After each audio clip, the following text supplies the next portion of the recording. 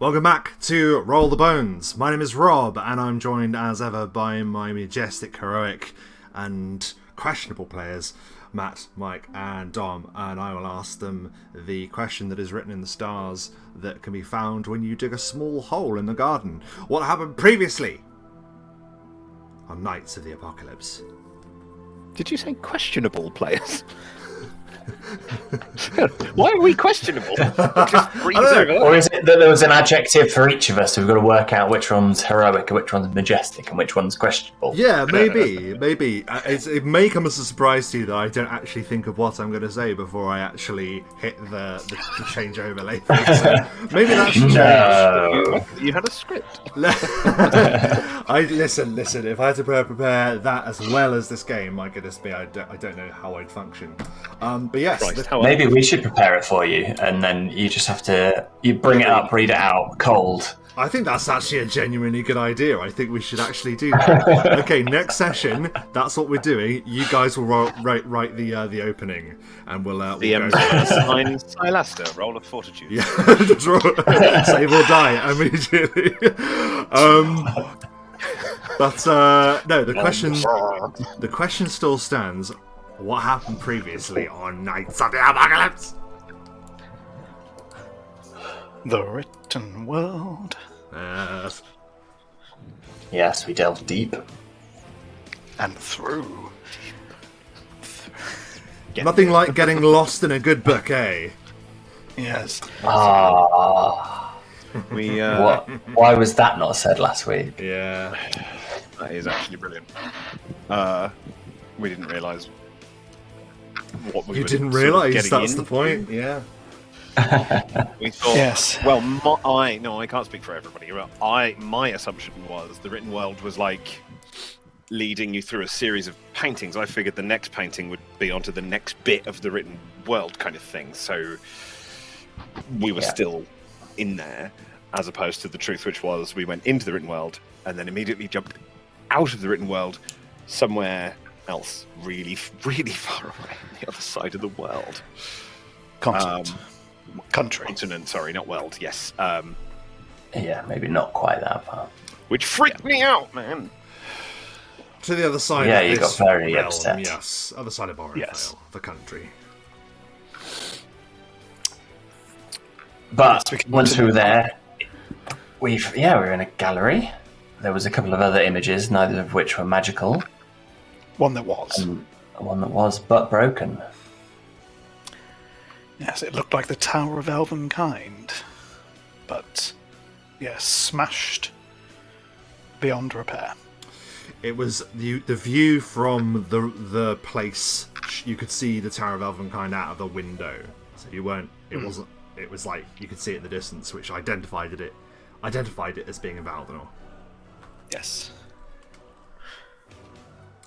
But, yes, there was a few paths that were filled with slime and goo. They were. Stinky We saw footprints, didn't we? Yes. We got a very, very good. I don't know which one of us got a good check, but like on a survival check, and yeah, so Silaster got an incredible check on a survival and managed to find tracks in the sort of sludge on the floor, going to and from both of the doors that were in the centre of this kind of room that we were now in, and we decided, after sort of opening both and having a look, we went north. Yes, we never did go south, did we? We Not didn't know. yet. We saved that for later. Yes.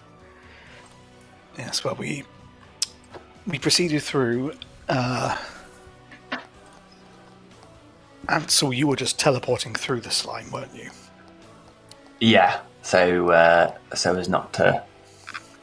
Well, I suppose it wouldn't really make that much difference, but yeah, he didn't want to stride through shit, so he just and- teleported. Silaster was running on the wall, and Obsidian had just accepted his fate. Obsidian was just sludging through it, whatever. And yeah, we went through until we got to the end, and we spotted a door. And Which we opened a crack. Yes, through a little slither in the door, there was a bunch of trolls in there. We saw trolls. Downside, we didn't hear and kind of tell what was happening behind us. Now, Silaster heard No, he didn't hear anything, but Silaster's We got spot check. particularly bad rolls, didn't we? He was just in the wrong place to see anything. He would have spotted it, but he couldn't have. He was just in. Yeah. It was round the corner from it, wasn't he? Yes, because we were about to be flanked by an old friend. An old buddy. A G-Cube. Gotta love the G-Cube, man. And yeah, it flanked us. And we started off. Obsidian did some bits. Silaster ran in. Then Ansel went, no, let's think about this. And teleported us all out. Yes, Which, back behind it, essentially.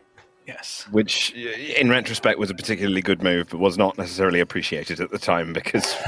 Who was not well received. I'm all prepped! Oh, I'm not here anymore! but yes, apologies were given. Yes. That was actually the right move. And yeah. Then we ran back in.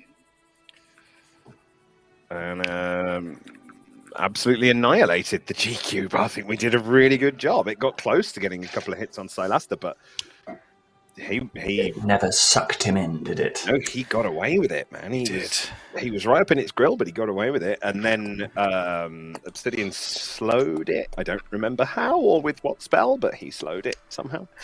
No, we discovered through trial and error that you can exhaust a G-Cube. Yes, exhaustion. Exhaustion apparently does work if something has any. Obviously, exhaustion will work if a thing has its own motivation, physical motivation, which it does. It's not necessarily to do with human muscles or, so it was magically exhausted and that slowed it even more. It couldn't catch up with us and we just did it in. I lost my throwing knives. Yes, you did do that. Unfortunately so. What the price to pay? Out your mullet. I like to imagine they were, elven made. They looked pretty decent, but alas, Not Gone anymore. now. they've gone. Covered in ooze and grime. Oohs and ahs. Very good. We then went. We Confronted carried the on. trolls. Confronted the trolls. Yeah. And again, I was quite surprised, pleasantly surprised with how well we worked as a team in that situation. I think it was one of the better fights that we've had functionally. Agreed. As far as how well we did, anyway. We were just quite effective against them and sort of systematically took them down. They didn't really get that many hits on us. Yeah.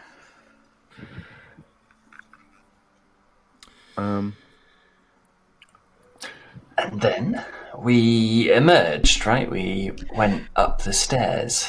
And found some And it turned out we weren't really in a dungeon at all. We were in somebody's lovely basement. and they knew what was going on. Yeah. It was just a small, unassuming house with this huge, horrible, disgusting, slime and blood-covered basement. Yeah. And we discovered that we were in Bleak Town, which, as it turns out, as the little old lady whose cottage we were in explained to us, was home to I can't remember if it was a church or a chapel of Nemorator. There was a temple mentioned, a temple of temple. Nemorator, yes. There was a castle Redhaven. Mm-hmm. Keep Redhaven? Castle Redhaven, yes. Exact word. I think it was Castle Redhaven, yeah. Yes. And then she started to get a little bit antsy that we didn't really like Derek Redhaven, and then bit Silaster messy, brutally murdered her in her own living room. He did. Through the chest. Yep, Yep. killed an old lady.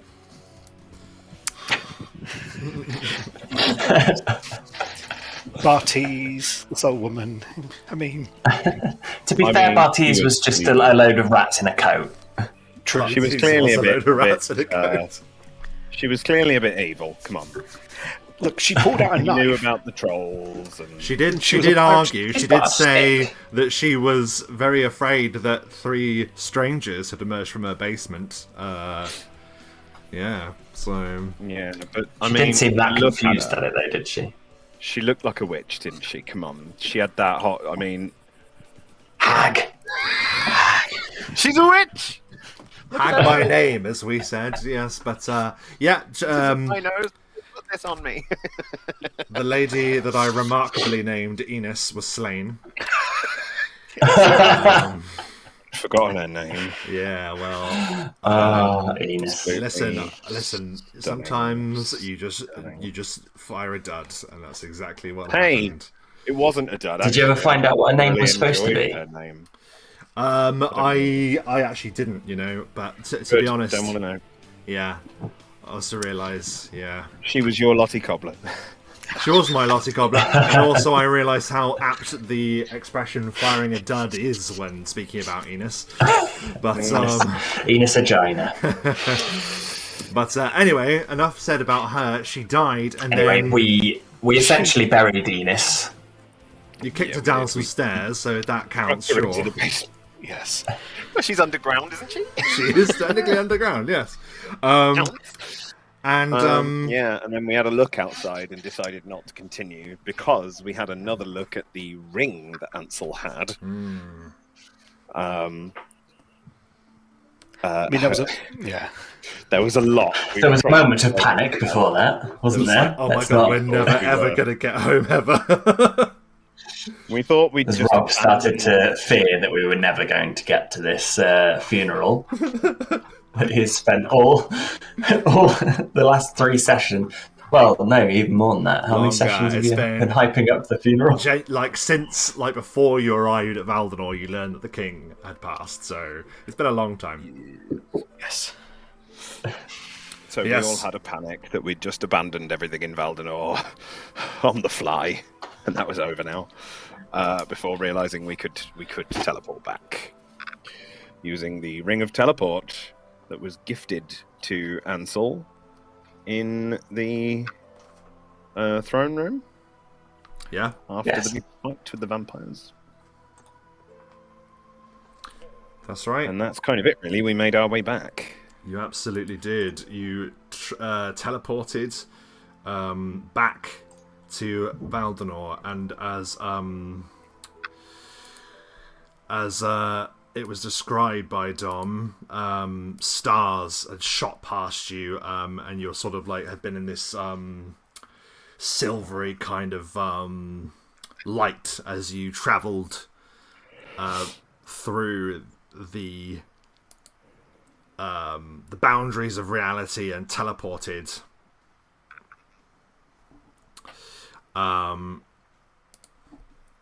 back home for you, Obsidian. Yes, well, soon to not be anymore, but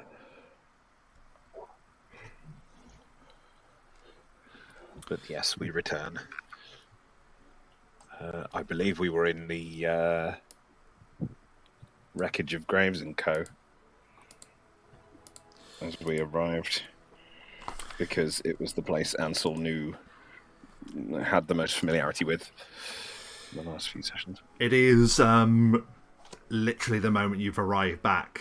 There is a chime that rings out across the city. Dung, dung, dung.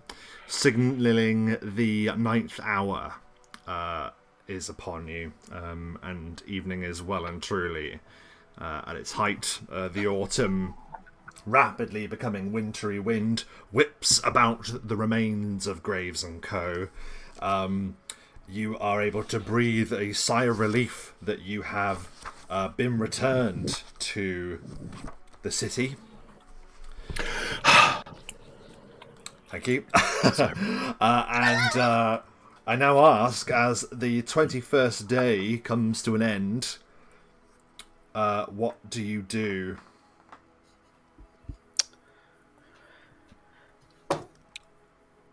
Well, I'm going to shoot off, but I'll meet you all in the morning. Okay. Where are you going, say, Yeah, I was going to say. What for? What could you be doing that doesn't include us? Outstanding business. Fulfill my reputation. I mean, We're excellent at outstanding business. we help each You other might with say we're business. outstanding at business. We always help each other with business. Not that we, obviously depending, because he could be talking about somebody he's met that he's going to spend some time with. We don't want to help with that. But we could. This isn't so much as making a scene as it is a vanishing act. Ooh, I mean, we could certainly could help. Don't want to pry though. I'm not sure how I can get you in. But if you wish to pop along, I suppose a distraction could be useful. I'm very good at getting in places that people don't want me. And I'm very good at distractions.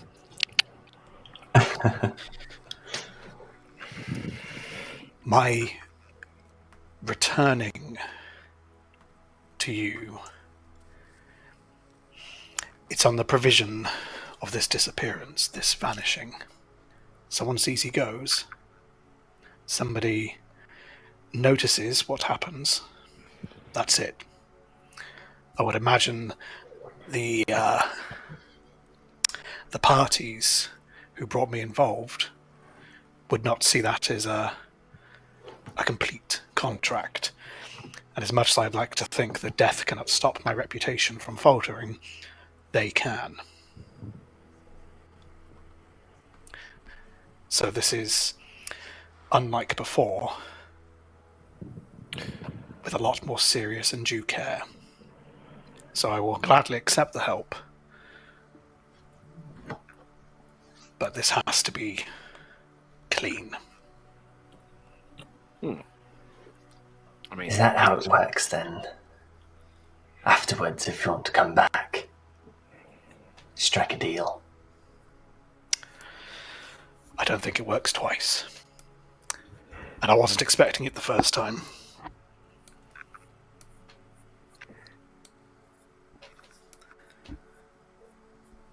And who came to you with it? I don't think I would be showing the respect they deserve if I give them away. I don't fully know who they are. That's up to them to tell you. Not me.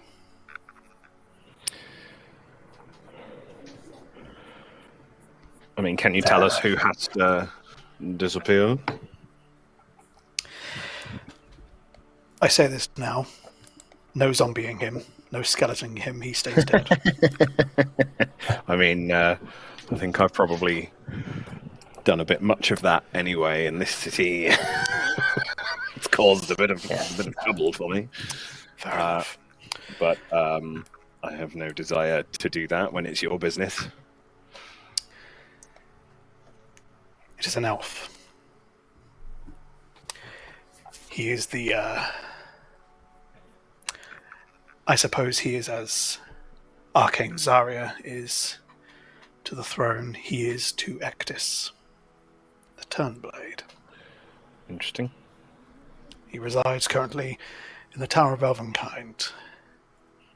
He goes by the name Idran. Idran? Idran, yeah. Idran, yeah.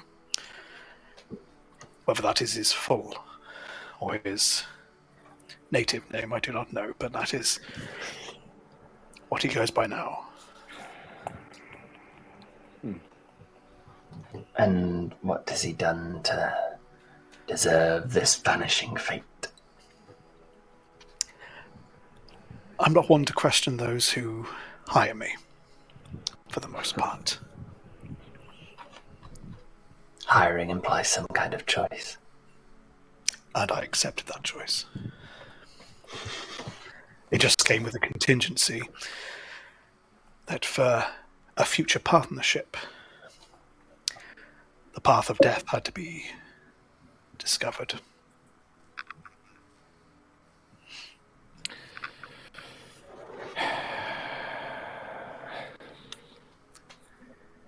If you wish to join, I'll head off now. By the time we get there, the sun would have gone down. Can make a plan. I'll keep hold of the bag of I holding. am at your service. Well, I mean, you probably associate with it quite well after all that time you spent. Yes, I feel a strange attachment to it.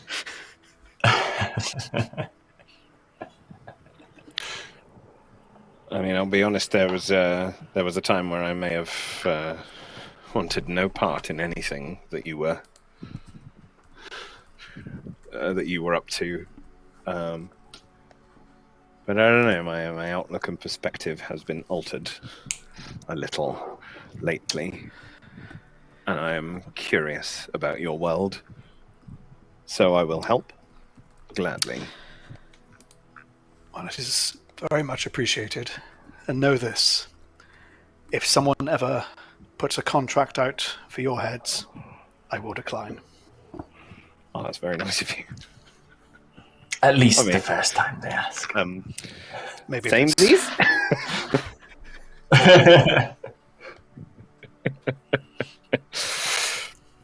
Maybe if the price goes up.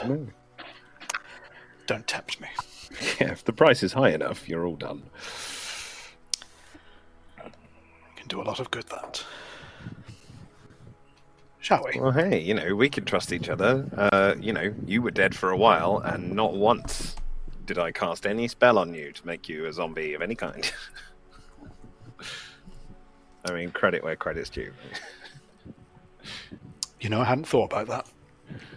Didn't even think. Yeah, I mean, would you have been able to come back if he had? No. Oh, really? I don't think so. I think there's a thing in the books that says if someone's been made undead, you can't then resurrect them. Or, well, you could, but they have to be destroyed first as undead and then true resurrected. I think that's the thing. But you can't bring someone back whilst they're currently undead in their form. Completely sacrilegious to their life. But to be honest, I haven't looked that up, so I'm not 100%. Let's not find that out yet. I wouldn't want to. Although, there may come a time when that information is useful. Maybe. Well, come on then. Let's go. Very good. So let's go murdering. It is then Sunday that best. on the eve of the 21st day, the strangers make their way back to Castle Valdemar. Now, just as a reminder, that the funeral of old King Dectus is on the morning of the 23rd day. So tomorrow you have free, and then the next morning is when the funeral is that you've been summoned to. You are able to move with continued liberty within the castle. Your exile has not yet taken effect. That will come very shortly. And it's probably quite a surreal feeling, Obsidian, walking through the city that you've known for so long, knowing that, well, soon you will not have the liberty to wander its many streets. You pass by a great statue of a cloaked figure wielding a bow, back to back with a dwarf wielding an urgrosh. As you turn the streets up towards the castle, and then through the castle you go until you're upon the very eastern side of the castle battlements, and as you remember, that curtain wall reaches out into a bridge where it meets a solitary tower that stands there amidst an ancient glade dotted with ancient statues, a place of diplomacy and a place of rest and sanctuary for elves visiting this fair city. Before we go any further, I am going to quaff well, atomize, take it off, put on the new one. 3 potions. Yeah, how are you? Well, how was Silaster looking? Was he a bit ropey? Actually, after that fight, because I took quite a few potions, he's okay in health. Not at max, but still pretty decent. But these are a few precautions that I want to take. Sure. So I'm going to atomize a magic fang, an undetectable alignment, and invisibility. Oh. So magic fang invisibility lasts for 11 minutes, and undetectable alignment is 24 hours. So just in case there's a detect evil, detect law, one of those two, maybe I won't trigger anything. That's the thinking. Very good. Sorry, repeat those one more time. Sorry, real quick. Yeah, magic fang, Yep. undetectable alignment, and invisibility, just normal. Normal invisibility. Gotcha. Yeah, you're able to take each of those potions and their effects take place. What now?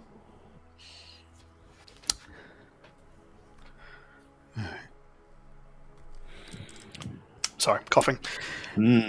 What now? Yeah, so once again, Obsidian, this will be your first time coming here. You've seen this place from afar, but never up close. You're on this massive 80-foot tall bridge wall. Torrents of water cascading down from this fountain that stands before this solitary tower. What's the plan? You've seen me vanish, but you'll still hear a voice next to you. Do you need a distraction to get the guards away from the door?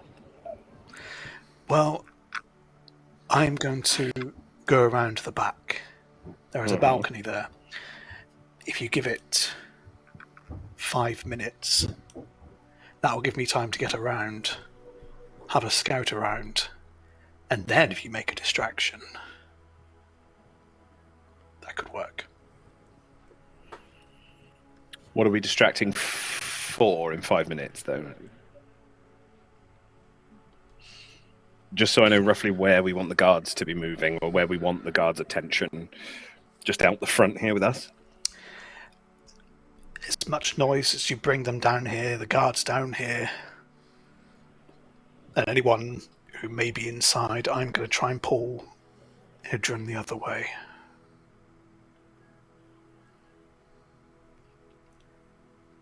And if you keep them busy for a minute, that should be enough.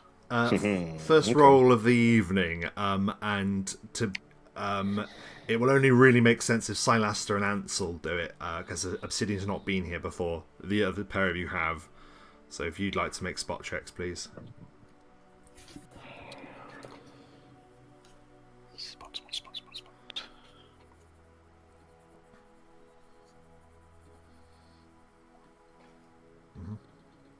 19.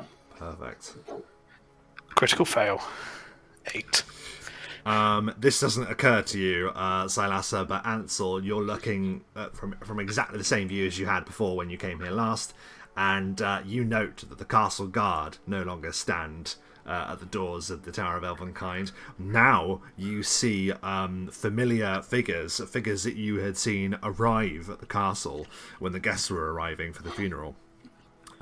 You note that these are the Eversworn, those elite-looking elves with shimmering, flowing armour. They now stand sentinel on either side, so different kinds of guards now are here. What sort of weapons do they look like they're carrying? Is it like a bows?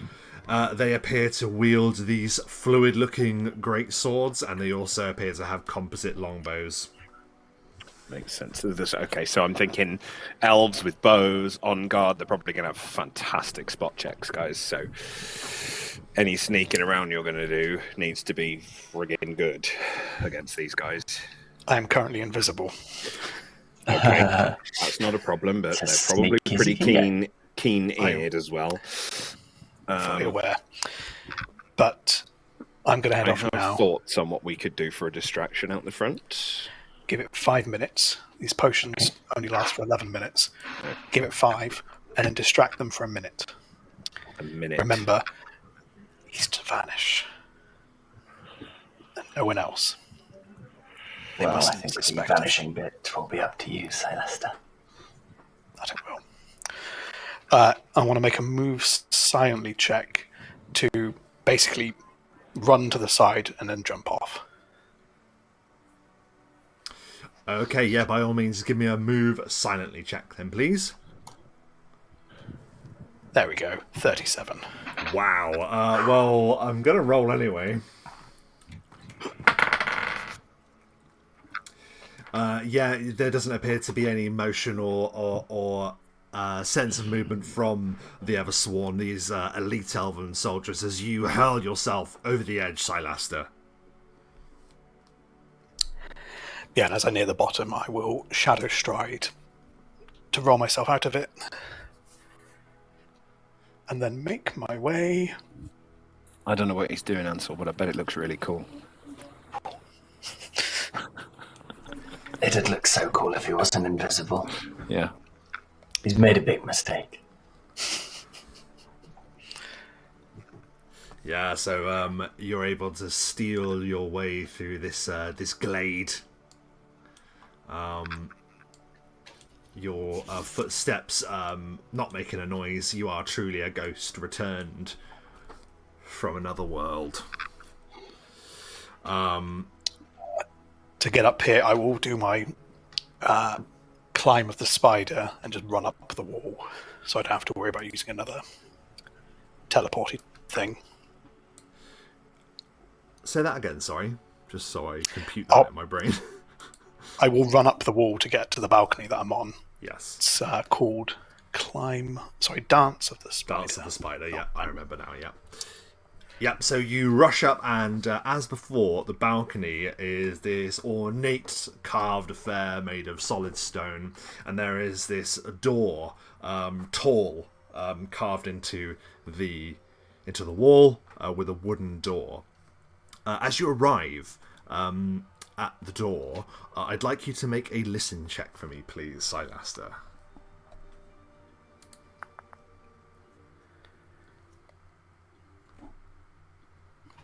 It's 31. 31. Elven oh my hearing goodness kicking me. in. It really is.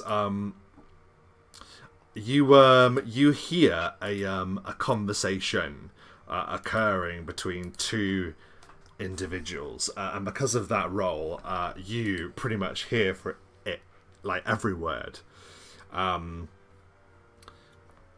You hear a very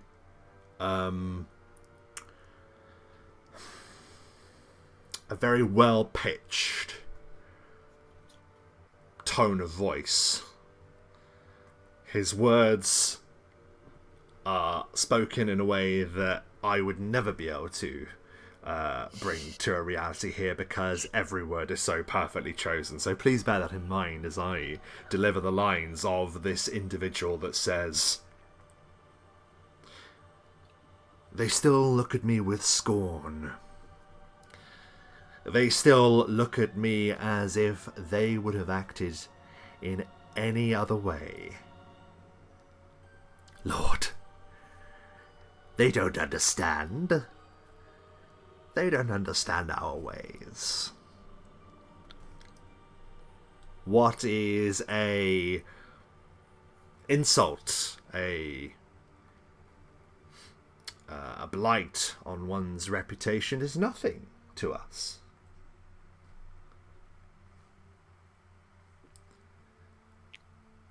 There are those that still call me Turnblade here. As if they could ever understand.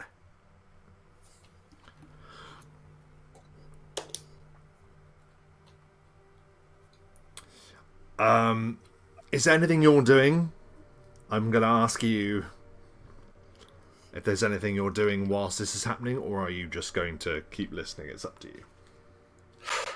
I would like to attempt to crack the door so I can see what has changed inside. Because at the moment, yeah. Yes, you can certainly do that if you would like to give me a... Ooh, give me a move silently. 32. 32.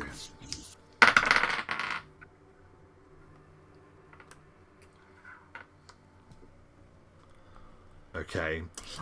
There doesn't appear to be any change of tone, any break in pace in the conversation as it continues.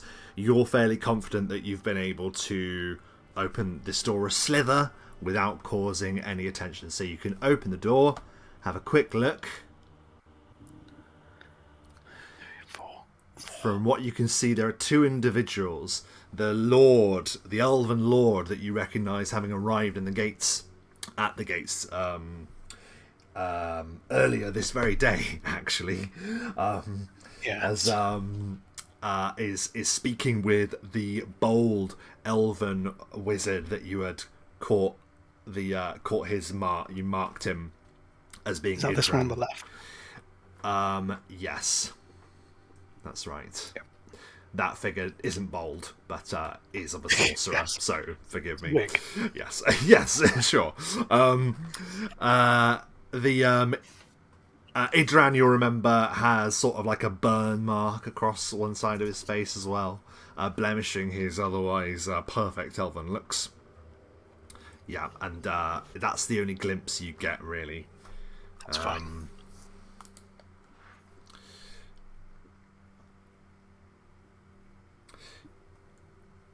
There are still those in my company that once served Ainara and Leonethras of the Lionwood. If they can see past the injuries of old days, then so too may our allies, one way or another. I had business within the castle, Idran. But I would have you keep your eyes wide. There is much that we can learn from this place. There is much that we can report to those interested in this fair city of, and he gestures to the Tower of Elvenkind all around him, friendship. And he sweeps from the entry point. Obsidian, Ansel. CC. Give me a spot check. Yes.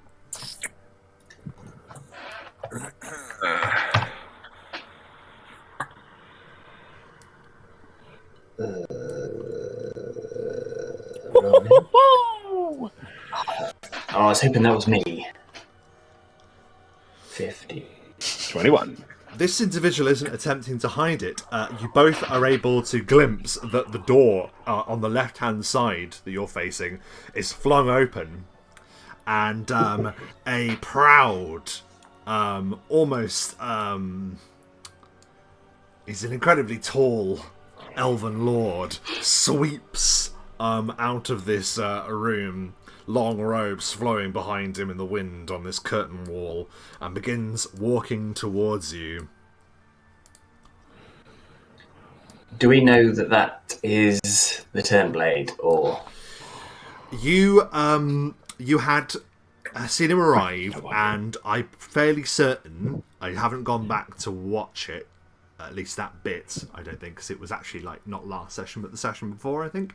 I think they were all being announced as they arrived, so I think you have a good bet that you know that that's Hectis. Whether you know him as Ruthra, or as the Turnblade, who knows? But he is approaching regardless. This rather impressive-looking figure. Okay. Ansel, You need to pretend to be. Well, I have a inconspicuous. sort of plan. Okay. They know this is a very quick conversation, but I'm thinking on the spot, so it is quicker in. They know that you and they've probably been informed that there was some sort of issue to do with the undead and that we fought against it, right?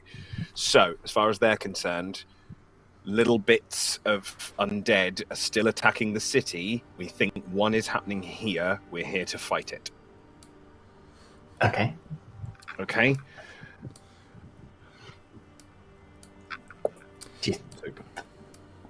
I don't imagine he'll stop for us anyway. He Maybe oddly I think does. he's approaching us.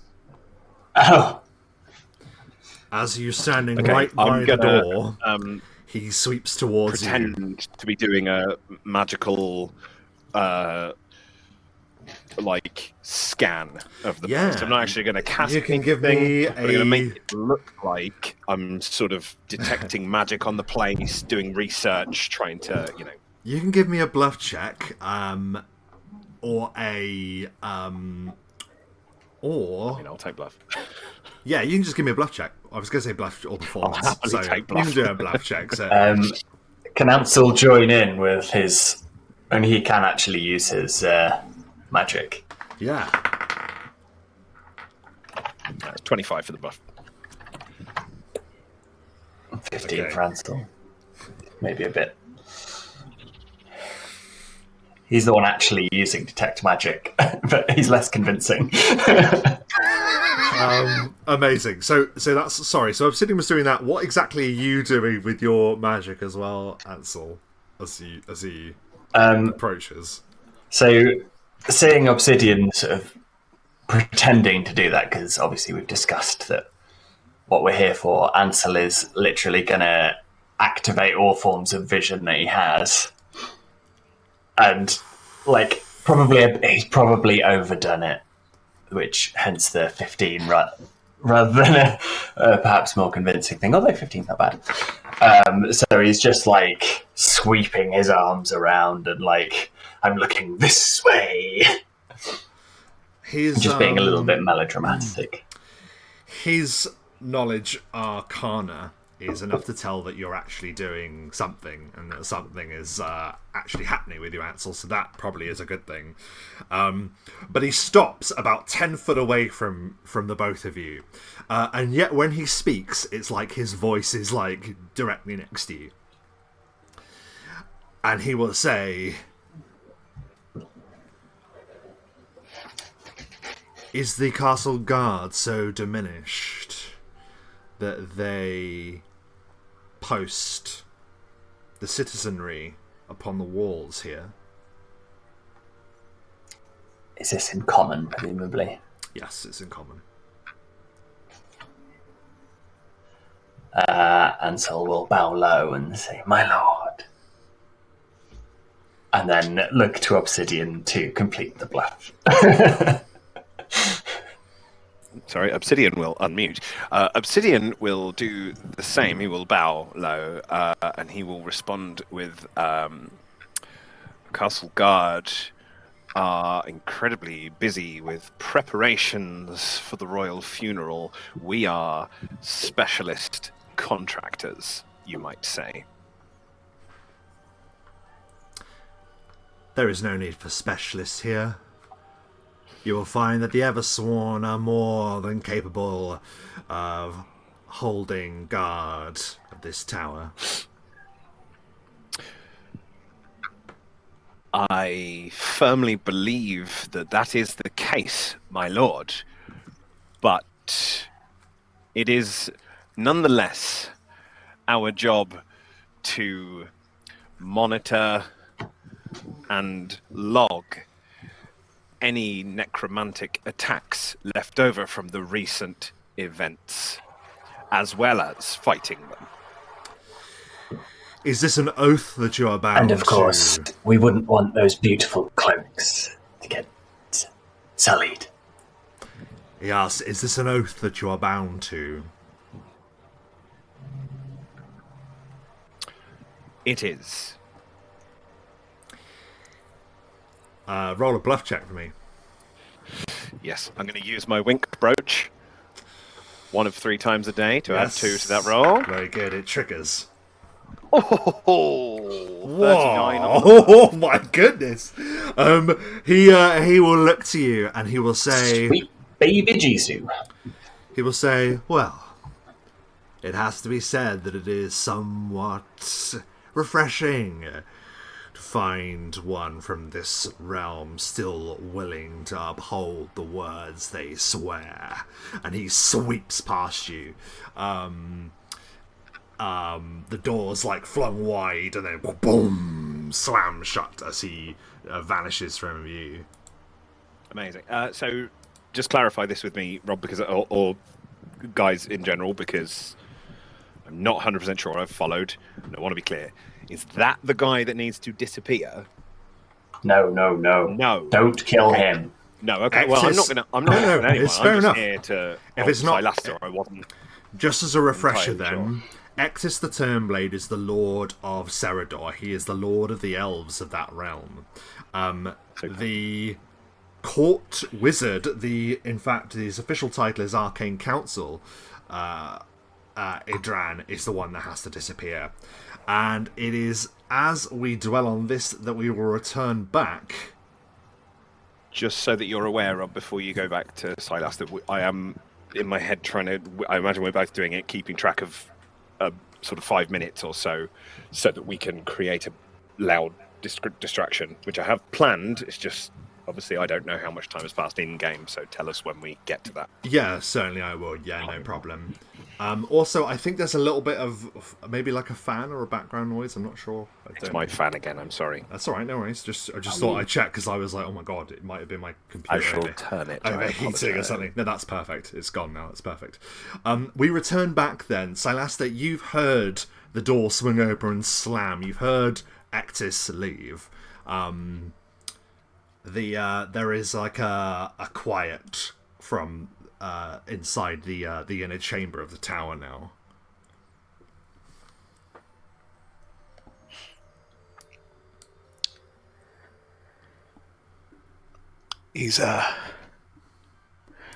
He'll give it maybe 20 seconds or so. Using that time, he's going to refresh his maneuvers, so he's got a full stack to play with, just in case. And then he's going to attempt to move in. So I'll do another move silently to open the door. Because your Versa roll was really good, I'm not going to ask you to re-roll it. I'm going to say you were able to open it so a way that you've left it open, but it looks convincingly closed, so you don't have to do that roll again. That's fine. Okay.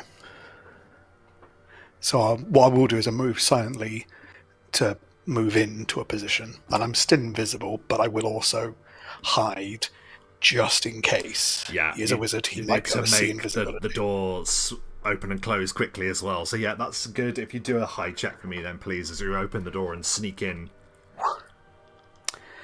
What I will do is essentially drop behind this chaise longue here, Yeah. the pillar. But as I do that, Give me a hide. we'll do critical 41. Oh my god. You drop down by the chaise longue, and as you do, you are a ghost. You are a wraith right now. Regardless, I must roll against it. And while you are successful, I'd like you also, if you have it, to do a knowledge arcana roll. If you have it. Just would like to point out, though, to everybody that I think that is the highest skill roll that we have had in this game so far. I think you might be right, actually. I think you're absolutely right. Boom. Rock and roll, Silaster. I do have it because I read a book. 7. He read the ABCs of Arcana. Arcana for dummies. It's odd because you go down by the chaise line, but you're looking at this pillar that's in front of you, and it's like you swear you can remember looking at something very similar before, but it doesn't quite come to you. And I don't mean when you looked in this room last either. I mean from another occasion. So yeah, there's that. Yeah.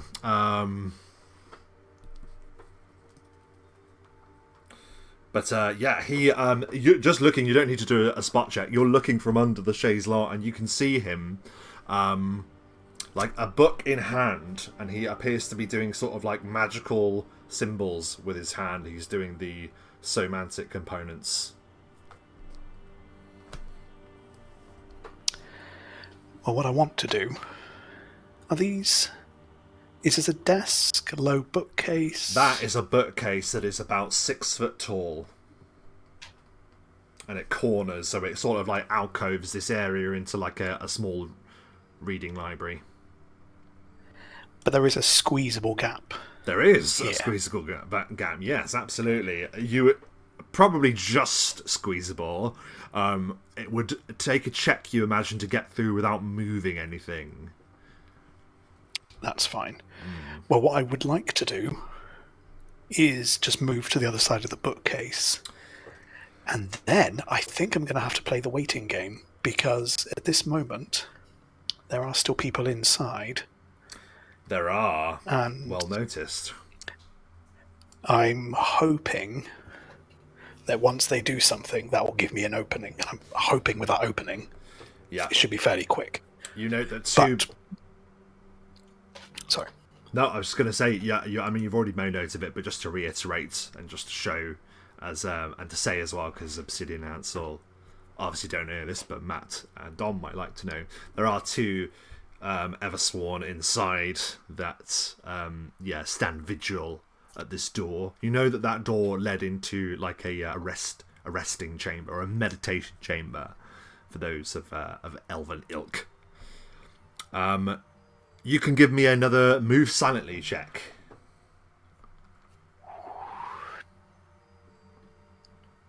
$25. Ooh.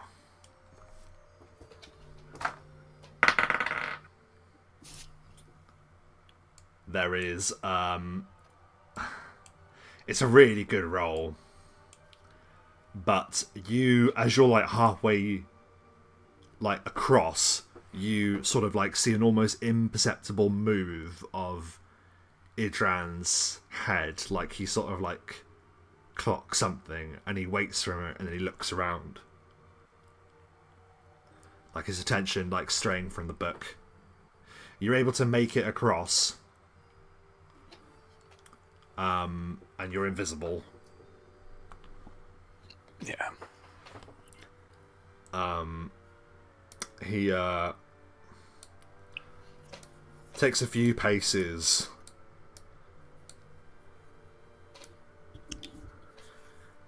You didn't close the door, I noticed. Now, was that your intention?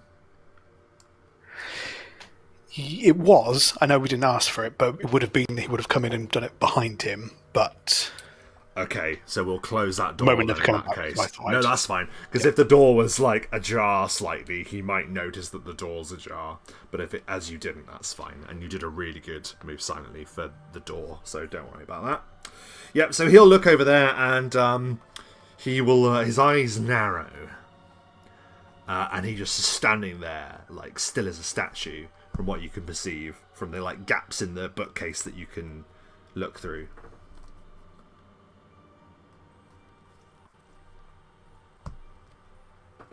He doesn't appear to move.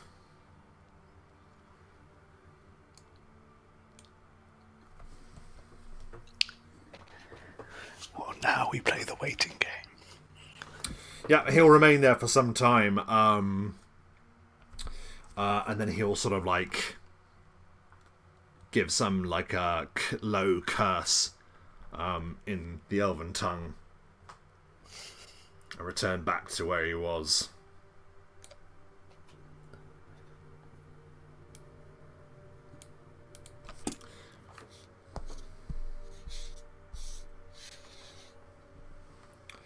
And he's there for some time, so unless you're wanting to do anything...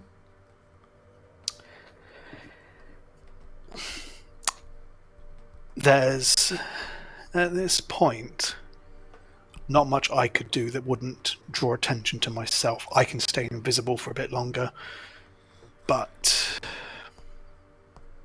I'm going to use the time to keep an eye in case anything does happen, and let Obsidian Ants or do their thing. Yeah, so we'll move back then, and yeah, a good portion of time has passed, and nothing has occurred, Ansel and Obsidian. So you're starting to get maybe a bit cold feet, and you're thinking maybe it's time for a distraction soon. You feel in your heart maybe about 5 minutes is coming to an end. Okay, so I've had a little discussion with Ansel. I've given him the plan. Basically, what's going to happen is a bunch of undead are going to attack, and we're going to fight them.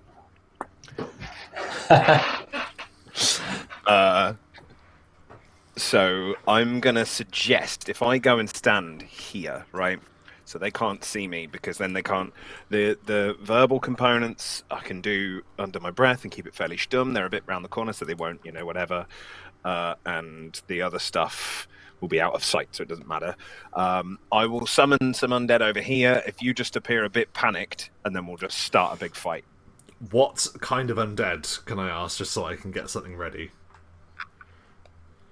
Do you know what? So it's going to be... so it'll be 4, because I'll cast it at level 5, and there'll be 4 troll skeletons. Oh my God. But for this situation, obviously they're not going to look like the standard wise old sage ones. They're going to look like bog standard skeleton type things. What size? Just so they don't look like what he would normally summon. Large. 4 of them, large. Ansel, if you go around the corner and kind of just create a little bit of panic somehow, like just like, oh my God, so the undead are attacking. The undead are attacking, we must fight. And these things. And I'm just going to tell these 4 skeletons are going to have the instruction to attack us. You should have control. Do you feel it? Feel in control. I do feel in control. So I'm going to try and do them around this thing so that they're essentially just going to sort of appear slightly out of sight of these guys. And as I run away, so towards Ansel, we're both going to sort of run away around this corner a little bit and then just start a fight with them in this area as they chase us. Okay, just so you're aware, where you're standing, one of the elven does have line of sight of you, right? I haven't moved, but I was planning on moving to here before I... Just so he doesn't see you cast and summon them. I definitely thought that. Skeletons, I summon thee! So you're able to do that now. It's Big old fuss. Okay, right. So I don't know if we will. We are going to roll initiative. Roll initiative, everyone, please.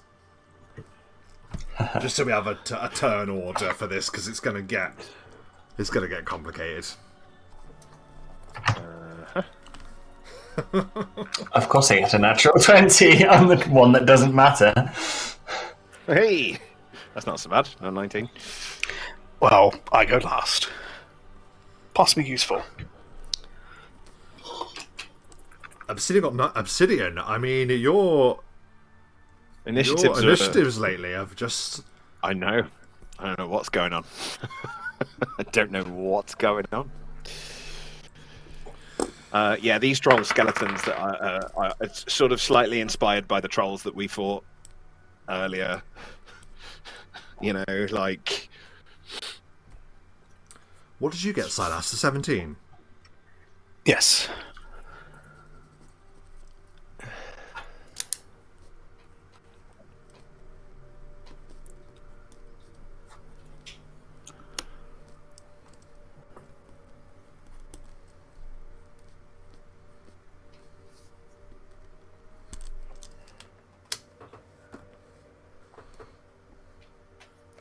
Okay.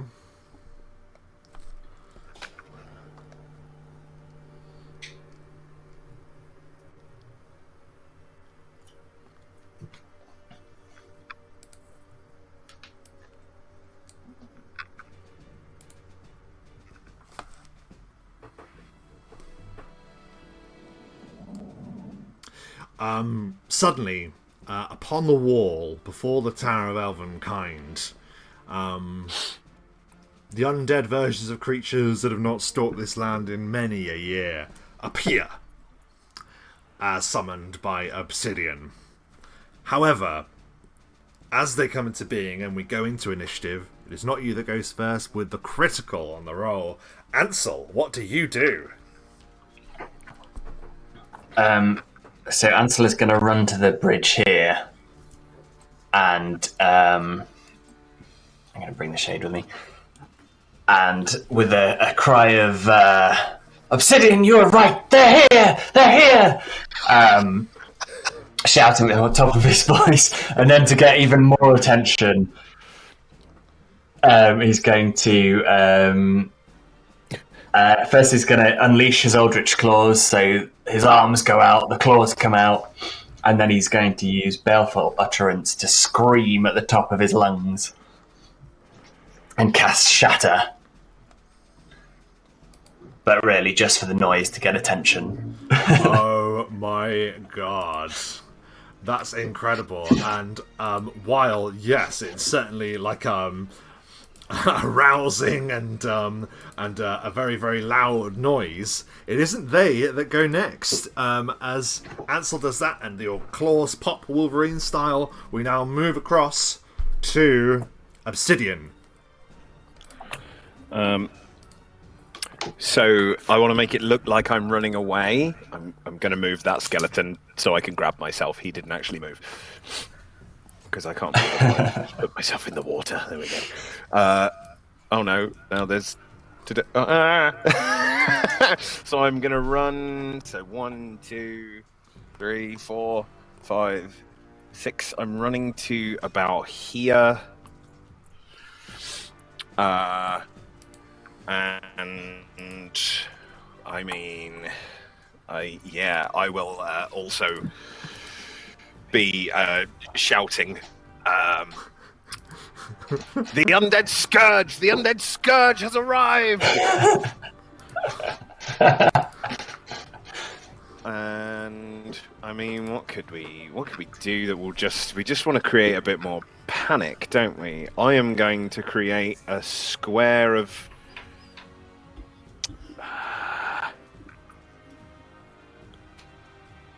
I'm going to summon a swarm. Why not? I never do it. Are you putting odds against us here? Are you going to kill us? No, the swarm isn't. The swarm is to fight back because the trolls are about to have their turn and they are on instruction to just fight us. So you need to kill them, by the way. Good turn. Okay. So summon swarm of bats, rats, or spiders. Whichever one you have to hand, really. Rob, do you know what? I don't mind. Whichever one is easiest for you, because I know you used one quite recently. So maybe. Well, yeah, but the bats was resembled by a single bat because I didn't actually have a. That's fine. Just one of them is I fine. know I've got a swarm of rats. I've got some rats, but if you prefer them to be bats, they could be bats. I know rats are absolutely fine. Rats it is, my friend. Rats it is. Okay, so squeaking and chittering, a host of rats comes forth. Are they just 5 foot square? Yeah, I think so. Rat swarm. I've got the spell, but not the bloody monster open, which is silly. Rat swarm. Anytime you want to load. Space reach 10-foot space actually, so they're large. A rat swarm. Oh, they're large. Okay, bear with 1 second. They should have my. Stretch them across the floor, and yeah, that'll do it. There you go. You should have control. Lovely stuff. So I'll summon them on top of this undead here, this troll. So as they appear, they will do 6 points of damage. I'm actually not 100% sure what type of damage a swarm. It just does Hang on. damage. I remember seeing this. I think it's slashing and piercing damage, isn't it? When it's a rat swarm. I genuinely think it doesn't say, because I remember seeing this and it just says D6. It doesn't say what kind. Yeah. For now, it just say what it's. kind, does it? We'll say it is piercing because that makes more sense than. Makes sense. Which means that the it looks like I'm fighting them, but we want these guys to fight them really. So that is going to do 1 point of damage. Can I pause you all briefly? Courtesy of Redium, Silastra does have a boon, which I will be using very soon, I hope. Ready? But also, courtesy of Redium, Oh no, Redium! Ruination why did you do it to has us? been called in. Ruination has Bastard. actually. How could you? Ruination. How could you? Ruination. Oh. Just to remind those viewers, we now have viewer rewards, which means that when you watch enough of this stream, you start earning bones. And when you earn enough bones, you can spend them on boons, just like Ruination, which gives me You can bonus. an advantage roll, which allows me to bone the players. So I will be doing so at my leisure this session. Fantastic. Thank you very much, Redium. So, with that said then, was there anything left... sorry, with Silaster's turn now, right? That troll will take 1 point of damage. Oh, I see, okay. This troll will come and give me 1 attack. I mean, I have told them to just attack, so really, Rob, you should be controlling them, I suppose. Well, But as they're long the as nearest you're things to gonna attack, you're they're gonna get 1 attack each. you're gonna keep track of their health though, right, please? Because they are yours. I am very much keeping track of their health. Very he good. will move out of range of the swarm and that one. So that's going to be because they've moved, so they'll only get 1, 2. So 2 claw attacks on me and 2 claw attacks on Silaster. 8, 9, 10. I was so, gonna roll in strat, but it actually, didn't actually roll. Matthew. Like I said, mate, I've just told him to attack us. It needs to look real. First strike is a 17 on the die with whatever bonus. And that's plus 10, so that's 27. That's against me, so that's a hit. And then another one against me, so that's 23, so that's a hit. And then 2 against Ansel. That's 13. That's a miss, isn't it? That's a miss. Nice. Yeah. And that's 15. That's also a miss. Oh, okay. And the damage, I'll just roll the damage, Rob, because... Yeah, please do. 1d6, so it's 2d6 because there's some cold involved, and it's 6, 7, 8, Did you boost them as well? They're automatically boosted because of a feat. That's just what they're all about. 14, and I have no damage reduction because they're magical, so I take 14 points of damage. Ow! Oh my god. It needs to look real. I scream in pain. Ah! Help us! No bluffing required. Powerful, mighty elves. Silaster, That's you my can turn. you can give me a listen check, please. Let me just check. You're just killing yourself.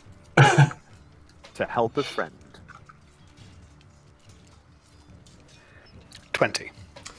You hear Obsidian's voice screaming outside, something about him being attacked and needing help from powerful elves.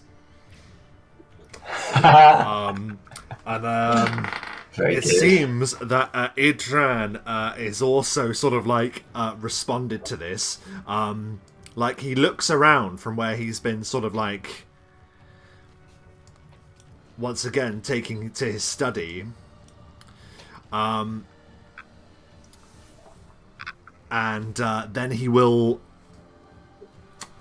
Well, it's not his turn, actually. It's your turn, Silaster, but it looks like he's noticed something. Radio says, just doing my part to make the distraction work. Thank you very much. Well,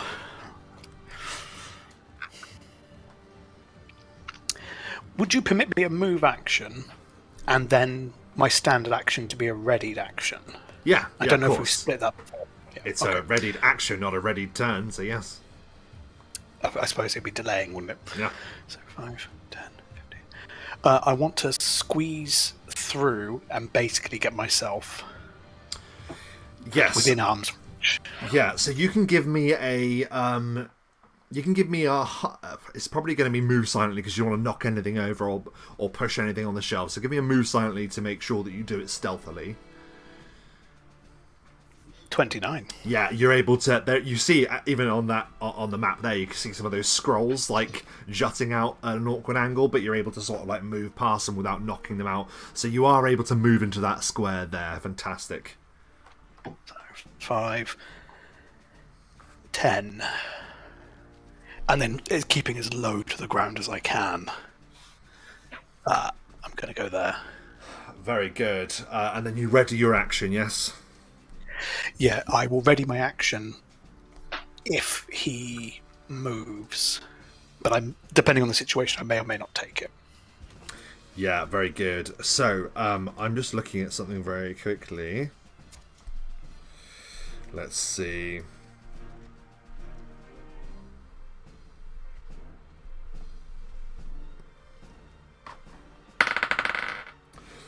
I've done a check, and to be honest, like the absolute chaos that has just erupted, and the shouting is way more of a concern to Idran at this point. He doesn't know anything else, so he will begin immediately responding, and he is going to begin moving towards the door, but not the doors on the outside. He begins moving to that door at the centre, and he will begin his movement.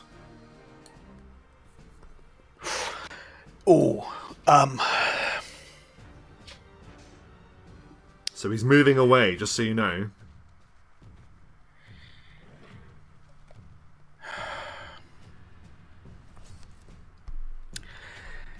I'm just trying to think, when he was there and he moved away. He's getting away. You know what? I'm going to take the risk. Okay, Because... so he'll be there then, and that's where he starts moving. Yeah. As he does, what I want to do is essentially do a maneuver. And then... Oh, no, because that will... No, I can't, because it'll make me completely visible. I'll let him move. He will go 5. He's already gone 5, 10, 15, 20, 25, 30. And as he's moving there, he will say, "Listen, you fools! Go and see what that is. I'll get the others." These two look like they're about to move.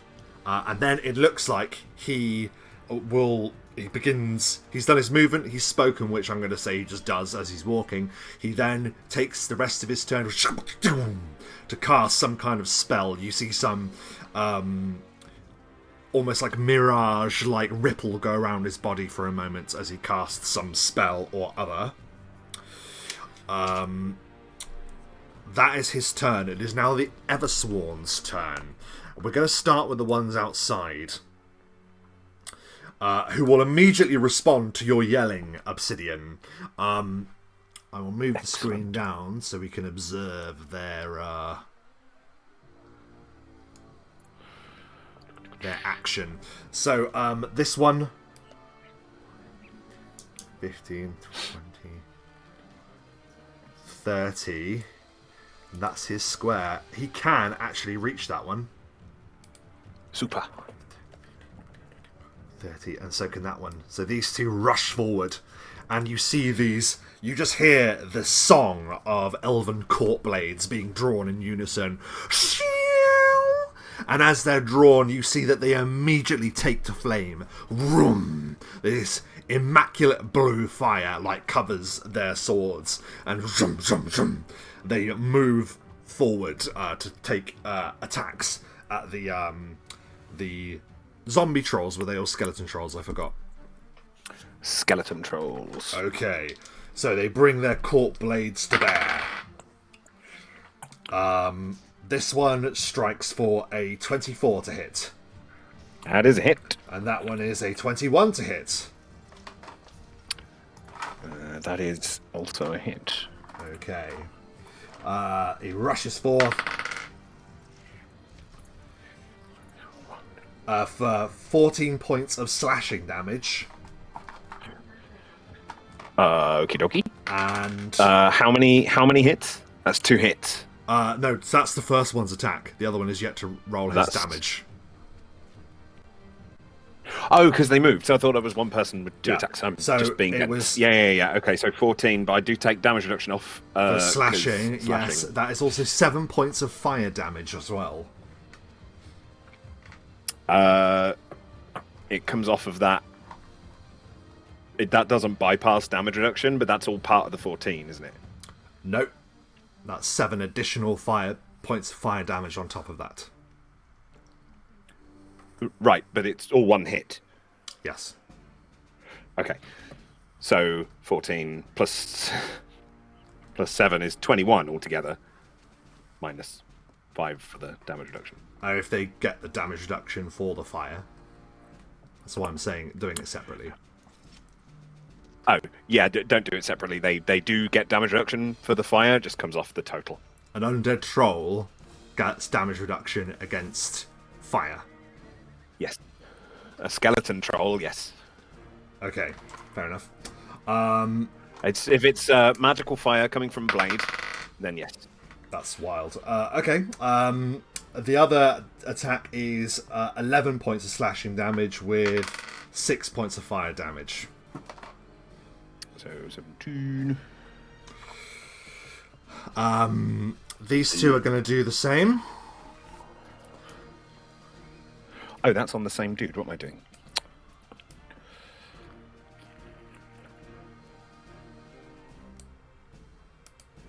Okay. 21 for the first strike. And 24 for the other. That's exactly the opposite way around. That's amazing. Yeah, they both hit. Yeah. In unison, they swarm forward. The first strike for... that is 12 points of slashing damage. 5 points of fire damage. The second strike is...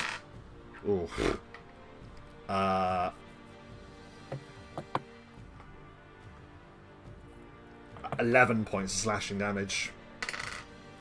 And 3 points of fire damage. Okie dokie. They're still telling they're taking a decent chunk of damage. Silasta, in here, you see this door swings open.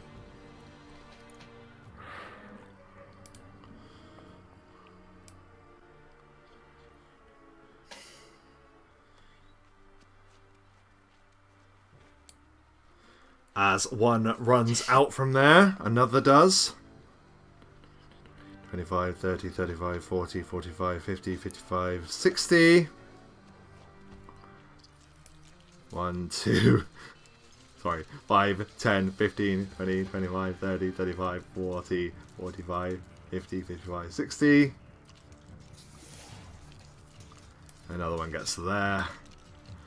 So 4 more Eversworn pour out of that meditation chamber, Silasta. And the Eversworn that stand guard in here look like that they're going to go out to 15, 20, but they will just do their standard movement to get to there. That is the Eversworn's turn. We are back to the top of the round. Ansel, you are beset by the hordes of obsidian. What do you do? I'll just I'll slash at the skeleton troll in front of me with my eldritch claws. Does 18 hit on its touch? It does. And does It does not. One. That's a fumble. Oh, no, don't fumble it. Come on. Does 21. That's not a fumble, then yes, that is a hit. So, but the first one, Just the thank one. God, man. Because, like, That would have been very funny. I want to make if I it just convincing. fumbled, fallen off the back of the wall. And it was that day that Ansel died entirely by accident. Without even taking a strike. 18 magical damage to the one directly in front of me. Yeah, but it's slashing, right? I just it's magical. just feel to explain. It's just magical. Just it doesn't magical. matter if that doesn't overcome. Their only bludgeoning overcomes their damage reduction, and magic doesn't. Hence why fire doesn't. Although that's because it's magical fire, not because it's on a weapon. I think. Energy. I don't know. But either way, the same amount. The same amount would have come off the weapon damage, so it doesn't actually change anything. So 18, and that's just the one hit. Wow. Gotcha. That's on that guy. Cool. And that's all. Okay, as Ansel takes the battle Takes to the troll skeletons, we now move to Obsidian.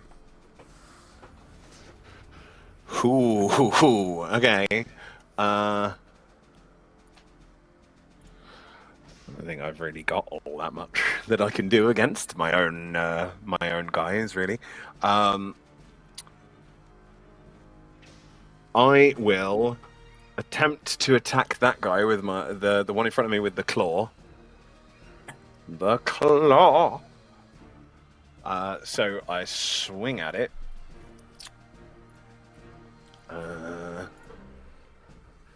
I miss completely. Its armor class is 16, so I don't manage to get through. I panic and run away. So 1, 2, 3, 4, 5, 6. I move to here. I run past them. I think maybe that. No, we're not going to do attacks of opportunity. That just seems silly. It just seems silly. I miss and run away, but my rat swarm will move on to that one and automatically do no damage. But nonetheless, it swarms it and runs all over it, whatever. And it can't be sickened either, so absolutely useless. But it looks good, and that's what matters. That's my turn. And as we the trolls go on my turn. as we sadly make ourselves aware that the strangers no longer need a DM, they can just summon their own monsters to fight. We move on. Right? We move on. Shall we just say that the fight continues with the trolls attacking? They can keep attacking the trolls, but the trolls aren't going to kill anybody, I don't think. Yeah, if that's what you want to do, that's fine. Yeah, the trolls will go on my turn, and I don't want to drag it out because this is Mike's thing. That's absolutely fine. The trolls will keep attacking us. They will do bits of damage here and there. Okay. They're attacking these guys now. These two are this guy's attacking, and this guy is attacking Ansel still. But just move on to Silaster because I don't want to. Yeah, no problem. And to Silaster we move. Chaos. You see, as the door is flung open, you can see like a glimpse, maybe through like a gap in the bookcase. You can see like the silhouette of like a vast troll skeleton, rats roiling in between its bones. Silaster, as your elven eyes like see at that distance, something crazy is going on outside. Well, that worked.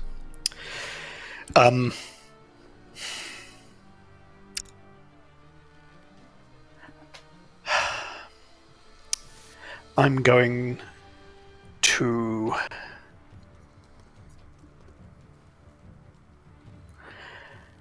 I don't know whether to delay already. The rest of the Eversworn seem to be like filing out, like preparing for battle. So it's up to you. Yes,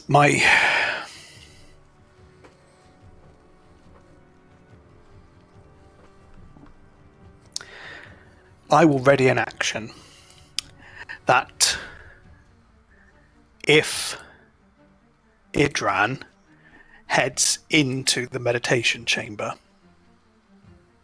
He seems to be heading that way. As he reaches there, I will move and take my turn to move and teleport inside. But I don't want to, basically, if he goes in and closes the door.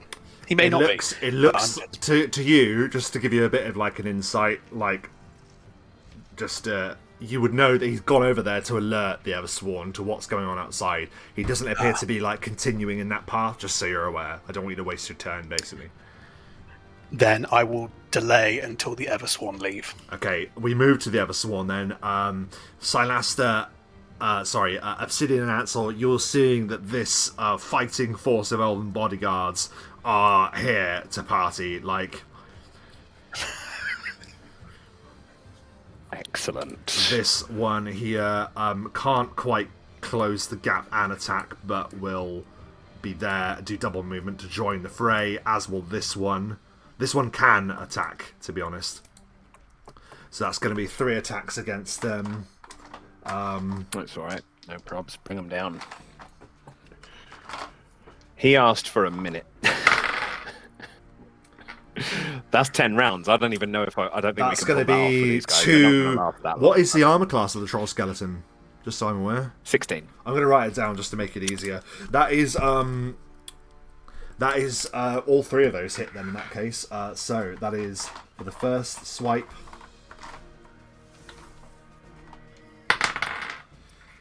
That's against this guy.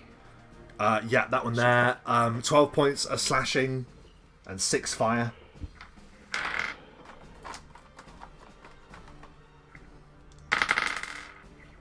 Ooh. 12 points of slashing and 4 points of fire.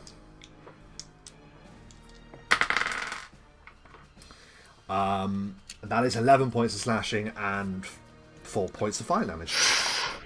Okay, that one is destroyed. The Eversworn make the claims of their prowess evident. They rush forward, and your summon, Obsidian, is just like eclipsed with this blue fire that like spreads from their blades as they just bring it down, and then they prepare themselves to attack the next one in line. These as well. Full movement. Oh, he should have gone as well. Screw it. He'll just go there. And that'll be 3 attacks on the other one as well. It's going to be half to miss 16, to be honest. Those all hit. Yeah, they're easy. They're easy to hit, aren't they? So 11 points of slashing and 6 points of fire. 15 points of slashing and 4 points of fire.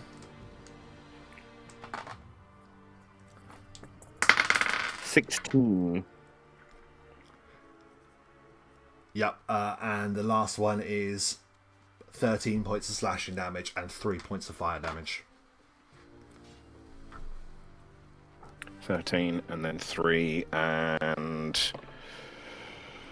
Right, hang on. There's just a lot of numbers. Yeah, I'm just trying to get through them as quickly as possible, so you can write the numbers down and do the maths afterwards if you want. He is dead. Yeah, it is purely to know how long the distraction is lasting. I'm not bothered about them dying or trying to look cool. I just want to create a long enough distraction for Silaster to do his job. Sure. Yeah, well, there we go. There, another one bites the dust. That one is gold. As the Eversworn are upon it and just bring it down with their fiery blades. That is the Eversworn's turn. We are back to the top of the round. And sorry, I Silaster. delayed to the end. You delayed to the end, yes. What do you do? So it's 5, 10, 15, 20, 25. Can I do a move silently roll as well? You can do a move silently roll. There's lots of shouting, so I'm hoping that works in my favour. Mm-hmm. 40. Using the- wow. Okay, you are moving like a wraith, unseen from another world. And then I will try this. So let's see. I'm going to make a touch attack to do a maneuver, Okay. but I will also add to this Redium's Boon. This is Redium's touch attack. Radium.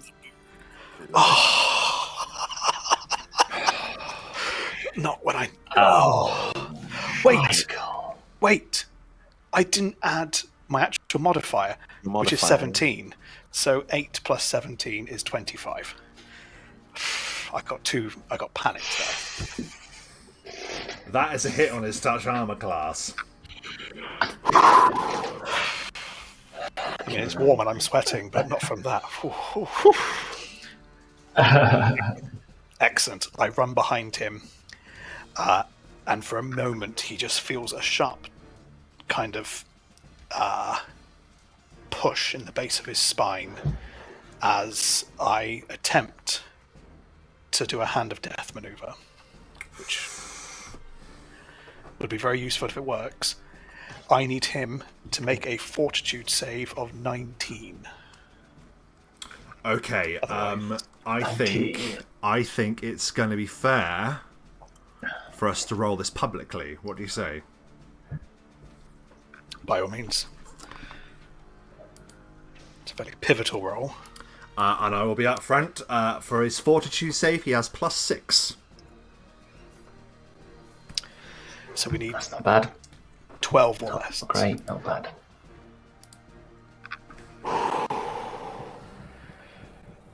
Ready? I'm right here with you, man. Piss. As he rolls a 19 on the die, man. you strike at him and you hit him, but whatever happens doesn't take effect as he rolls significantly well. Well, that was a paralyzing touch, basically, which would have freed up a lot. But that's okay. I will follow up. You've moved, did you not? Yep, but I'll follow up with a swift maneuver. Oh, yeah, swift, okay. Moment of alacrity, which adds 20 to my current initiative. So my initiative now goes to 37. So right, that's so cool. So you'll need it. Your initiative then puts you to the top of the initiative.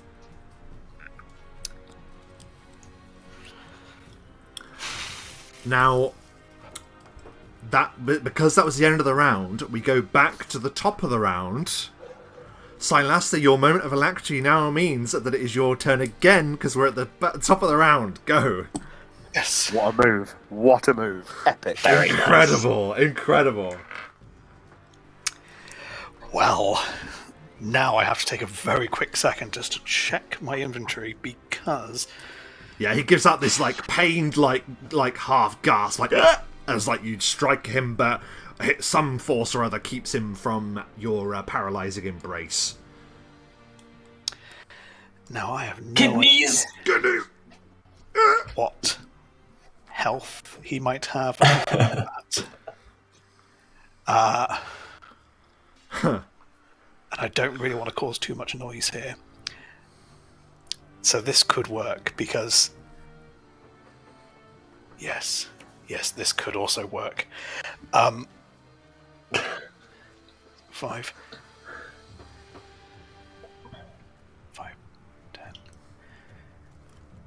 Well, actually, no, I don't need to move. What I will do is that's failed, and I've noticed that he's not paralyzed, and I immediately pull a strand of shadow to form a garrote and just wrap it around his neck. Oh my goodness, So, yeah.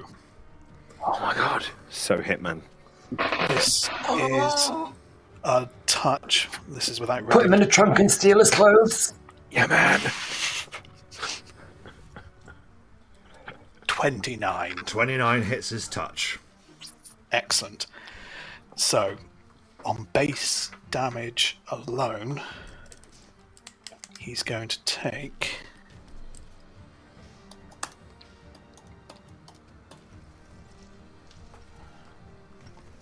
24 points of damage. But what I'm hoping for this time is for him to fail the fortitude save. Can he make a fortitude save? This time it's one less, DC 18. Holy shit. He's a machine. That is a 20 You never on the roll this high die. when you're playing, Rob. No, I Like, didn't. when you're It's playing it. really upsetting. Yeah. I'd like to introduce my new character, Idran, the Elven Wizard. This is the game now. I'm just a player, and I am just against you in this situation. No, sadly, your Shadow Garrot goes round him, and it does significant damage. He gives like a startled cry. The shadow embrace, like wrapping around his neck, but is unable to get the. Let me explain. If he had failed the fortitude save, I would have been able to maintain the hold for a round. And stopped him from shouting. Yes. Oh, absolutely. Yeah. Oh, absolutely. I got what you were doing, man, and it was a great idea. Just sadly, the dice. Anything else on your turn, Silaster? Oh yes, yeah. As a swift action, because I've not moved yet, I will use my Cloak of Deception to drop back into invisibility. 5, 10, 15, 20, which takes me behind the bookcase. Now, how long does that last? Just so I'm aware. It's gone. It's just It was go enough into to your get me out of turn, there. get out and then hide and perfect. Yep. Do you want to give me you can give me a hide check as well, just in case. 27. Okay. As you disappear and run away, then it is no longer him because we're actually at the top of the initiative, so I cross you out there as well just to make sure. Ansel, it's your turn. Our vision sweeps out. Anything that you're up to in the clash on the curtain wall? So basically, I don't want to do any more damage to the skeleton troll because that would be a big mistake, I think. So Ansel's going to take a 5-foot step back. I'm not sure if I'm still in his range or not, but it doesn't matter too much. Yeah. And then he's going to, at will, cast... That's fine. He gets an attack of opportunity then. Well, Obsidian can just choose for him to miss. It's up to you. He didn't take attacks of opportunities last time, so we'll just say he doesn't. No. Like I say, I think they're not giving Okay, it their certainly not against us anyway. so I'm going to cast Shatter on the undead monstrosity before me, which I don't think will do any damage to it, but will sound and look impressive as he I have no idea. shrieks at it in front of it and the sound waves hit. Well, I think it could do a maximum of D6, and I don't think it would do it to... I should probably just look, shouldn't I? Yeah, so it's doesn't work on actual magical objects, which he is essentially, isn't he? Yeah, I guess he's so. an animated zombie, animated skeleton. So yeah, I guess he's a summon. I have no idea. Yeah, so it's just the idea of like the shock waves going towards it, like dust and stuff like blasting off the top of it. So it looks impressive, but actually doesn't do anything to it. Perfect. And then I'll move the shade away as well, so it stops having an effect on the creature. Amazing. And as Ansel has done that spectacular move of all flourish and no bite, we then move to Obsidian. What are you doing? I can go 1, 2, 3, 4, 5, 6. I'm going to do a touch attack, which, I mean, definitely hits, and I just do my normal charnel touch on it, which I will make it look like I'm like, foul creature, doing it damage, but it will actually heal it. Nice. For probably not much, but 9 points of damage. 9, Okay. 12, 13. So it's now only taken 4. So yeah, I heal it slightly in hopes it will help it last one more round. I love it. Absolutely love it. And that's my turn. Obviously, the skeleton's looking a bit gnarly. So he's gonna... I think he'll turn and fight me. He's not going to step towards them, but I'm going to make him take a 5-foot step that way, because then they have to do more than a 5-foot step to attack it. That one obviously won't move. Oh no, hang on. They're all moving towards it, right? I'm just doing their movement now. Yep, they're rushing them. That's fine. I'm going to... So that they had to do a move, so they're going to get one attack each. I will have moved it, a step or so away on either side, so for both skellies, but that's my turn.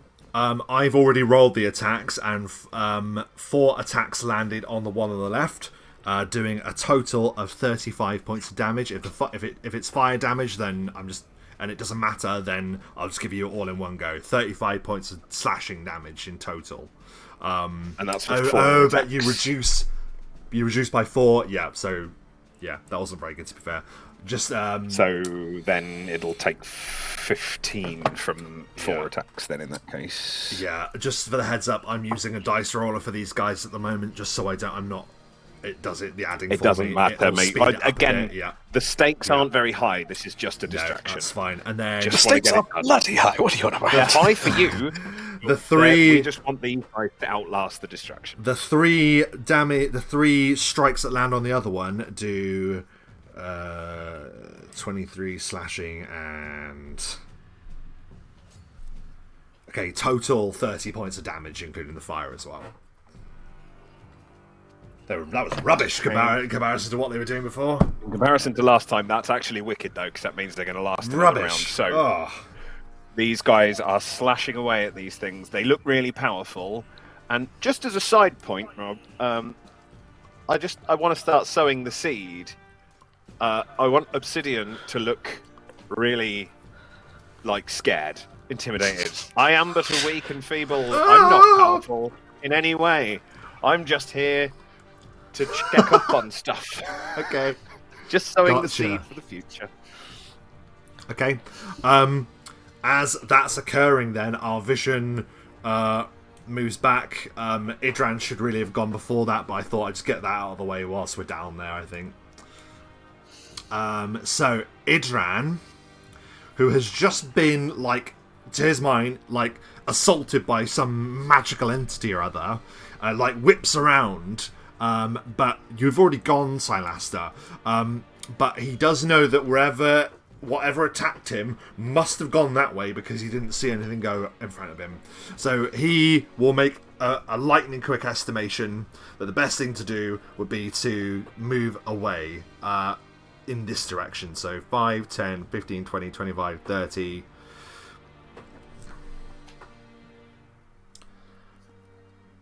hit 5, 10, 15, 20, 21, and then he will turn and he will say,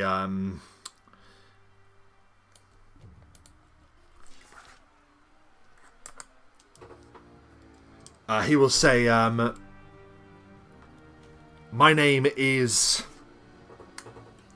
Idran Ayule, and I am the Arcane Counsel to the Lord of Sarador. Show yourself, as he appears to do something as he moves, and then appears to do something. That is what he will do on his turn. We are back to the top of the round, which now means, Silaster, you retain your new place at the top of the initiative. What do you do? Yes. I'll be honest, I have now prepared a lot of counters and utility. I didn't think I'd have that many fails, but there be it. So, I will quaff a potion of haste as a free action. I'm just like, need to speed this up. And then I can see him, can't I? You can see him, and he appears to be like this. Hang on, I just need to check.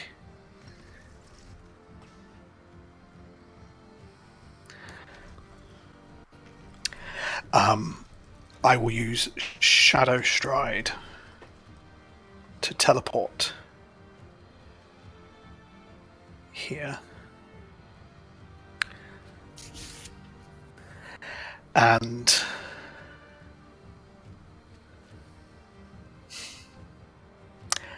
I'm going to attempt to trip him.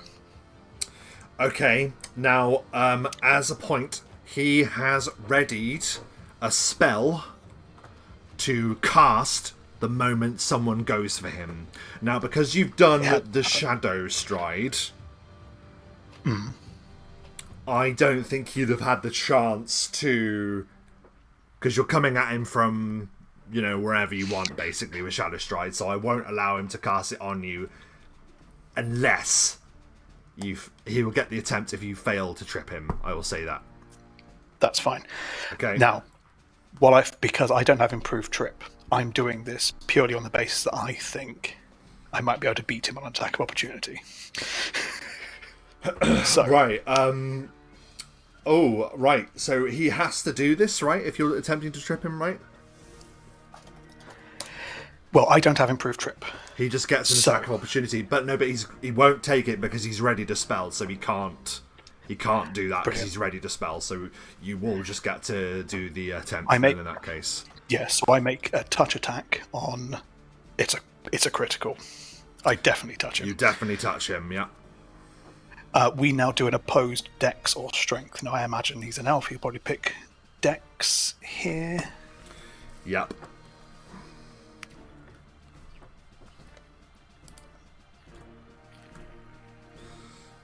Okay. And it's just straight dex, isn't it? Straight dex. 20.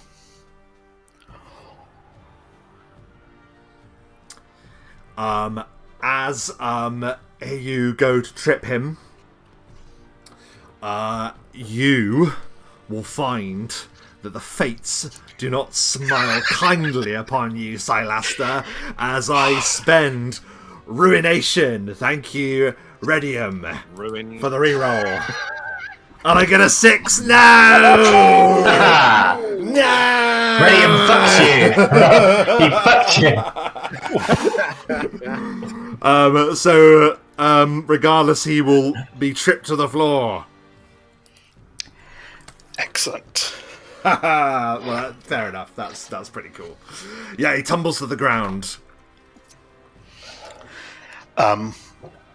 As I do this, as I trip him up, I get my foot. I don't do any damage because it's purely a trip. It's not an attack. But as I do that, in Elvish, I whisper to him, I am Silaster, and my kin. I am sorry.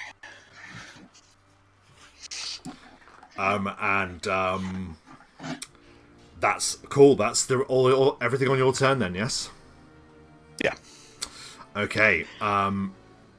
He is not going yet because it's not his turn. Ansel, our vision swoops back outside to the farce that continues on the walls. What do you do?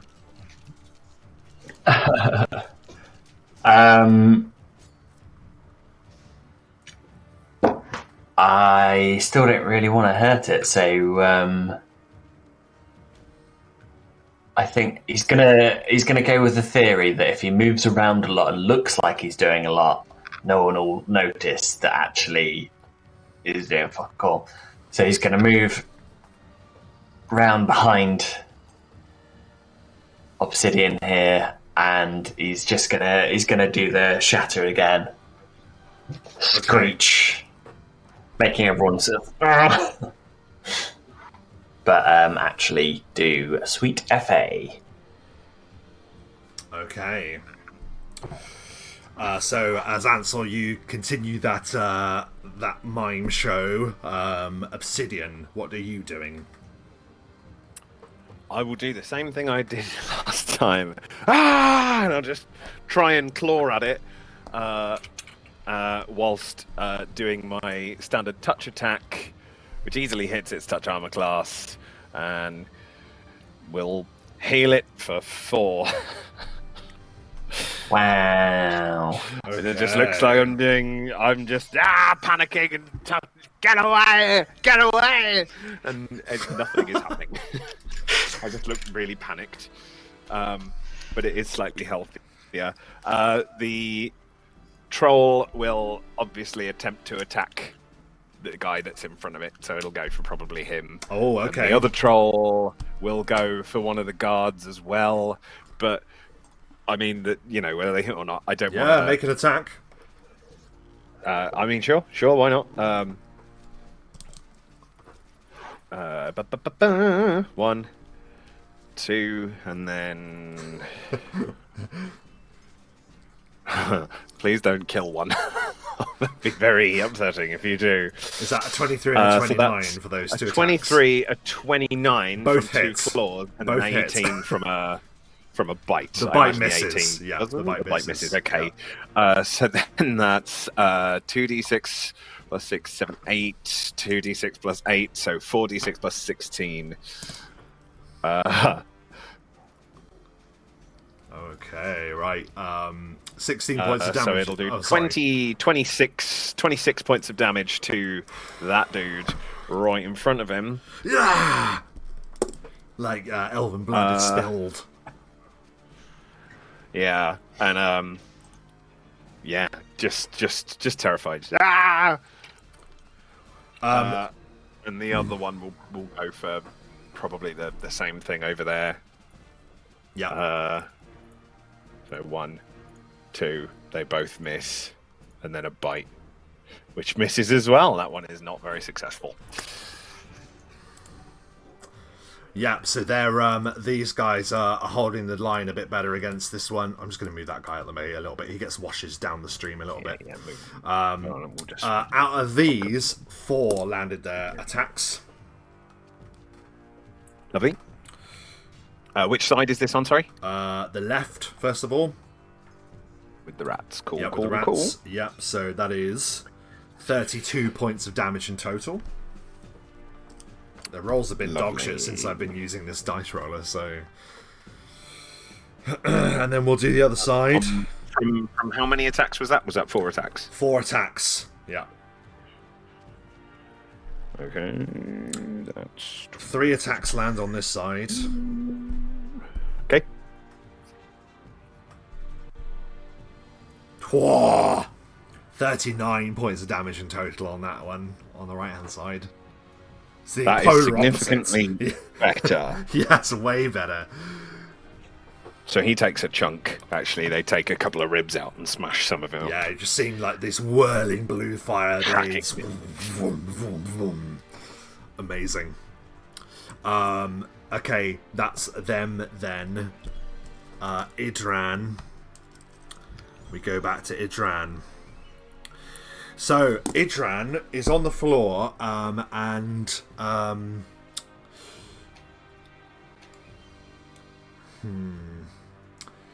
he's on the floor. He's got to be smart. He is smart as well. He's not any old enemy. Like, he is like an upper echelon of the elven land of Serador. So, like, he's pretty on it. So I'm going to play him like I'm trying to beat you to the best of my ability. And I think he's going to provoke an attack of opportunity if he casts next to you there, which might prevent him from getting his spell off. So instead, he is going to... He's on the floor. It costs him half of his movement to stand, which provokes. Do you take it? Yes, because I have the impression that if he...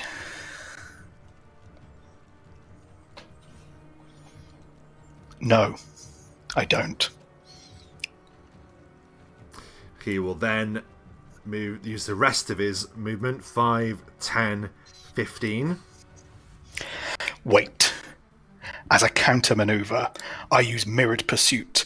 When an opponent leaves my threat range, if it's with up to 30 feet, I can match that movement. What? Oh, It's just so tricky. I love it. And I still have my attack of opportunity. Oh my god, checkmate. Nice. He's moved. And if he wants to cast, he has to cast now. For the record, he has combat casting, so he's going to get a bonus to his concentration check if you hit him. He goes to cast the spell that he had ready previously. And you strike at him. Make an attack.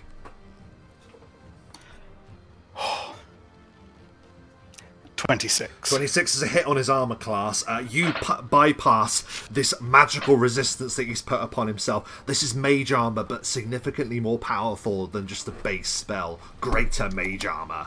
But yet, still, you punch through the defense. Roll the damage. 16.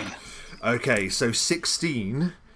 The concentration check is worked out by the damage plus the level of the spell. Is that right? Let me look at this. We were literally I'm just getting looking confused at with the this the other save, day. which is it 10 level of the spell plus damage? 10 does sound familiar. Let's look it up. 10 plus damage dealt. Damage during the action. Concentration DC. Distracting spell saves DC. Is it just 10 plus, so 26 then? Is that the concentration? I think. And not a spell level. Spell levels, I was getting confused with caster level for spell I penetration. don't think on here that none of these that I've got up say anything about the spell level. I think it is just 10 plus damage dealt. Yeah, damage Fair during enough. the action. I'm going to roll this publicly again. 26. Yep, he has plus 11 to his concentration. This is including the plus 4 he gets for the combat casting. So he has to beat 26. He's your new character, Rob. another fucking 20! Oh my dear So Lord. you punch through his greater mage armor and you strike him as the magic goes off. A level 5 spell ripples towards you, Silaster. Matter transforming energy ripples towards you. I want you to roll a fortitude save and you need to make it good. I will use... I've got only a handful of maneuvers left. I will use Mind Over Body, which means I use a concentration. As a note with Mind Over Body, because it's now a concentration check, I don't fail on a critical one. However, Yes. I imagine your team would still be too low, but we'll see. 22 Fortitude DC. I'm not even going to lie to you. I will take a picture of this. The save was 21. You just surpass it. You just move out of the way in time as this spell ripples towards you. And actually, what happens is it actually collides into the chaise lawn behind you, which immediately turns into a frog as he just misses you with baleful transformation, like he was going to transform you into a frog. Oh my god. And you just hear a ridip as the chaise lawn bounces away. Now, dude. Oh my god, that's insane. He just made life. his Guys, you know, saves. this assassination. You guys remember Casino Royale, the film? This is the fight down the stairwell. James Bond's first assassination, where he goes in and it's his very first time. Oh, that It's one, just yeah. the most horrendous assassination that's just like taking ages. Yeah, it is pretty much. I love that energy. I love that energy. Two guys just fighting in a bathroom. It's nuts. Frantic. Yeah, like you just managed to spectacularly and narrowly avoid that life-altering and, shall we say, life-ending spell. Basically, if you become a frog, let's just be honest. That is his turn. The Eversworn we've already done. We're just doing that along with Obsidian's and Ansel's turns. That's fine. We are back to the top of the round. Silastic, you just moved out of the way of the this baleful transformation. Sorry. I keep calling it transformation. It's baleful polymorph. Sorry, that's the name of the spell. And there's baleful transposition. Baleful polymorph on him. That's harsh, man. Yeah, polymorph. I do apologise. Yeah, polymorph. He tried to transform me, but it's now your turn. That's okay. I fully anticipated he would attempt to fight back at this point, but I cast haste, and you're right. This has got gritty now, and I don't have much time. So just I'm to show the viewer full as well, attack there action. is actually a frog up there. Just to show. There he is. Anyway, sorry. Carry on. Yeah, I'm full attack. So, I'll describe what happens depending on the hits and the outcome. So, first one. It's definitely a hit. Is it a crit? 34. That is a crit. It way goes past his magic armor. My God. Wait. Hang on. Have any of us scored a crit against an enemy yet? I'll get the table. Do the rest of your attack. 30. Also a hit. And then his second attack, because that was haste. 30. Another hit. My goodness. Yeah. Let's do the D100 then. Yeah. See Let me what have. I happens. want the table in front of me before you roll. Please wait. Please wait. I want to have it right there. Okay. I now have the table. Please roll the D100. 74. Oh my goodness. It's high. Please re-roll. Oh, Oh. 3. Normal critical. I'm very sorry. I've asked you to re-roll, and that technically should have been. Well, I tell you what. I'll let you choose between a standard critical hit and this effect, but I won't tell you what it is. It was the first one, so I will take the effect. The knee is gashed. He has minus 10 movement. Please roll a d4. Knee is gashed. Gashed his knee. Yeah. 2. For 2 hours. I hope Craig's watching this. That's right, Craig. What's the name? So please roll your normal damage for 3 attacks, please. Yes. So that is... Yeah. So that's...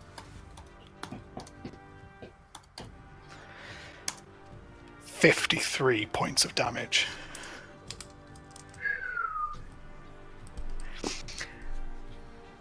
Which,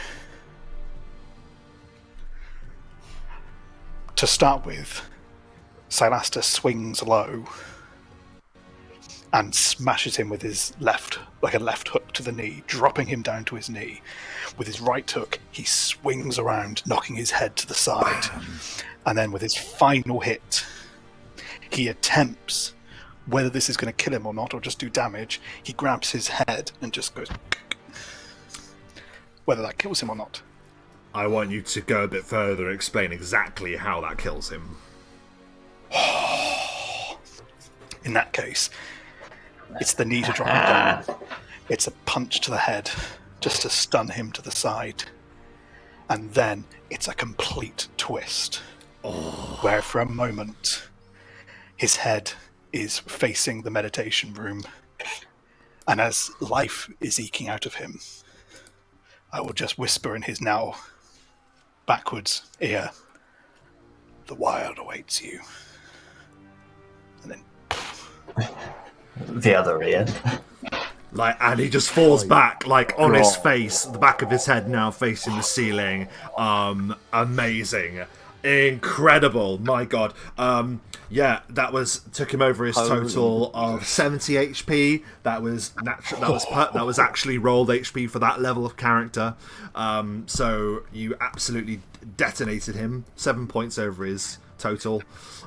He falls not out down. of this yet. You're not out of this yet, but he is now dead. That was anything else on your turn? That was a full attack. However, Full attack. as a free action, Yes.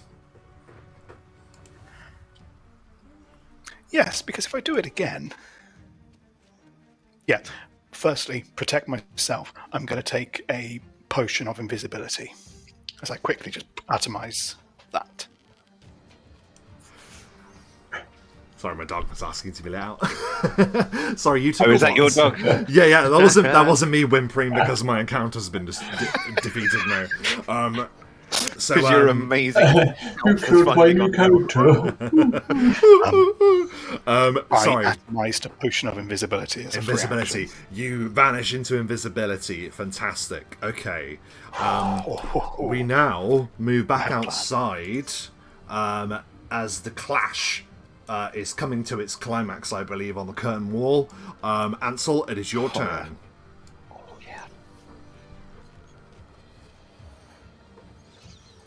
Yeah, he's gonna teleport this time. So it looks like there's two of him. They both scream at the same time, sort of converges in the middle, still does nothing. But he's making it look good. Amazing. And Obsidian? I mean, if I have any control over my skeletons, I'll make them sort of shake with the scream.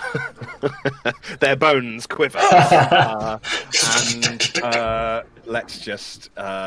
Let's just do the same thing again. That actually... Oh no, it's a touch. That gets his touch armor class. I missed my own summon, but I didn't. That got his touch armor class. Oh, fantastic, yeah. So that will heal him for 8 points. And then, again, I'm sort of still pretending to cower. Amazing. And these guys will go on my turn. So once again, I mean, right in front of him, he's same dude. Same dude. I have no reason to Don't not kill He him. looks okay. 1, 2, and then hang on, we'll 2 roll misses. that a second time. That's a fumble. That's a fumble. Roll it on the chart. It's a D100. D100, The D100 please. is a 4. Can he roll a DC 20 dexterity check, please? Of course he bloody can't. Hang on. He might. No, to be fair, is it a DC 20 dexterity, not reflex? Dexterity check. Alright, his dexterity is normally at +3, but is actually at +4, so he's got a chance. Makes the check, does not pass it, so tumbles to the ground. Oh, what? What? That's so harsh, man. Well, the odds of him actually getting a 20 are ridiculous. It has always been our way that if you Just don't away pass from it, you don't succeed it. So he falls over, tumbling to the ground. Did he hit with the 20? No, The he first did attack, not. the 20 No, didn't that hit. also Okay, missed. so he tried to hit twice, and he tried to go for the full attack. It didn't work. He fell to the floor. This one, which one was he attacking before? He'll attack the same one. Yeah, well, the other one didn't get a hit on the other side, so Twice. So I think that's 1 hit, and then a bite, which misses. So I think the 28 thing. The one that you're looking at the moment, which side do you think we're looking at? That's the one that's got the rats on him, right? The current one I'm doing, Yes. is the one with the rats. Good. Okay. Yeah, so this one is the one that's just fallen to the floor. I'll That put is a single attack has landed against that Eversworn. I'll just put a snail on him to show that he's now on the floor like a snail would be. Sure. So that's 2d6 plus 8 damage. So that's 15 damage to the Eversworn in front of him. I healed that one a little bit. And I'm going to now, I think they're about to kill him. So 1, 2, 3, run away in fear. and cower over here. Ah! Ooh, okay. I'm so frightened. The other sworn move in. That is all 5 attacks have landed. 4. Excellent stuff. This is the one with rats. One with rats, yeah. Super.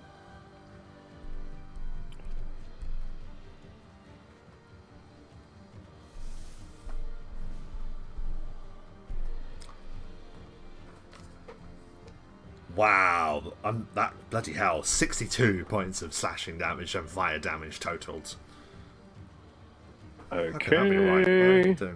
Skadoosh. Even with the 25 damage reduction that came off of that, they chop him down. Bam, bam, bam, bam, bam, and like just blow after blow after blow rains down upon it. Fully defeated. The other one. And the rats just go mad and start gnawing up the bones. The bone remains. 4 hits from them. Here we are. We're picking up pace now. 1, 2, Super. 3, 4. Add.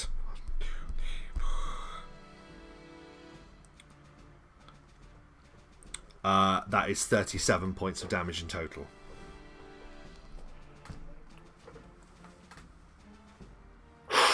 Oh, that one is still just going. Okay. So I reckon Silaster's got one more round of action out here from us before we're out of initiative. with that one to get out of there. And with that said, our vision moves back into the heart of the Tower of Elvenkind. Silaster, you see the dead form of Idran at your feet. What do? You hear it. Read it. Well, I am invisible. So what I'm going to do... And I don't think this will break invisibility. I will carefully open the mouth of what left of Idran and atomize an invisibility potion into it as well. Whether he's still got just enough life in it for him to work. Oh, he's dead, so I don't know if giving a potion to someone that's dead works. I mean, I'm going to say I'm 99% sure there isn't a rule in the book for that. Because who would do that? Okay, let's do this, we remember he has a +6 to his fortitude from before. Just to see how long it's taking him to die from the snap neck. Like, there's no helping him. I will give him a... It's gotta be hard. Like, what... The damage you did was way too much. You know what? I'm not going to say it works, mate. I'm sorry. I just don't think it would work. I don't think a potion would work on a dead body, I'm afraid. Do you not have the bag of holding? Yeah, but I wanted to buy more time. Oh. That was my only thinking. Because I'm not... Once it's in the bag of holding, that's fine. Well, you can probably guess that they're not going to immediately, like, as soon as the battle's over, rush back into the tower, so you might have time. Well, that's what I'm going to attempt. Is there a check I can do to be a bit speedy with the bag of holding, then? Yeah, so you're hoisting a dead body into the bag, so I will give you...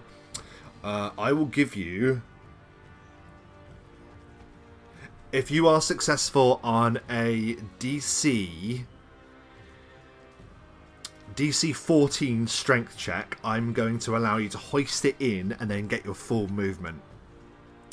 If you fail, then you will be able to do it, but it will take the whole of your turn. That's fair? It's fair. It's a DC 14 strength check.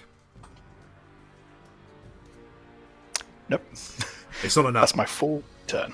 He's ungainly. Like you have to spend the rest of your turn like ramming this guy into the bag. But you are successful in doing so. And I am still invisible. You are. Yes. Yep. You're not attacking anyone. Exactly. But it's super graceful. So, if we were to see an outside perspective of this, you see the broken body of an elven wizard just be invisibly dragged into a bag, and then you see the back do this up and down, and its legs going. Yeah. It's like you're I putting don't a think he's sleeping quite bag hit away. his stride as a hitman yet. Baba Yaga, he is not. You know, Baba Yaga had to start somewhere. Right, Yeah. Mr. Vic. So you've successfully put him in the bag of holding, and you are invisible in the room. So overall, I think that's pretty spot on. We now move to Ansel and Obsidian. Ansel, you can see that this is the only remaining skeleton troll there. So I think all we've got is this turn. I don't think there's any further delaying that Ansel can help with. So he'll just stand back and go, "It's all yours, folks." Very good. Obsidian, anything on your turn? I was just looking to see if I had any kind of like illusions or anything, but I don't think that I do. I just wanted to add to the this wasn't us. But I think I'm doing that by looking so scared. I really want to sell the fear. Would Yeah, you we're allow gonna- me like a proper? You could do a bluff we'll do check to bluff really or sell the whatever. check. Yeah. I'm once again going to use the wink brooch because Yeah. I have 2 more uses of that. Okay, for the two groups, I'm doing 2 checks. I think that's fair. 25 25. of just sheer terror. Yes. Did not roll very well, but it's Yeah, I mean, look, to be honest, it's hard to tell because of the raging battle. But you note that the Elven warriors are super aware of their surroundings. Ironically, not that aware of what's happening in the room next to them, but hyper aware of what's going on in front of them at the very least. Which I suppose is the point. And they see you're cowering there, but Nice. they're locked in battle. excellent stuff. You kind of see the inevitable happen, really, because as we move to the Idran's already gone, so he's now no longer in the initiative. We now go to these Eversworn, which see their brethren embattled and close ranks. Oh around yeah, it. it would have swiped at him from the floor. In fact, it probably would have stood up, and they would have got attacks of opportunity on it. So just have an attack as well from that. They're definitely going to absolutely annihilate it, aren't they? Yeah, and they get plus It's 4 just- to I this. mean, you know. They get plus 4 to him because he's on the ground. So Yes, they do. yeah, Yes, that's they a hit. do. That's a hit. That's a hit. So that's the 4 attacks, and then the sword.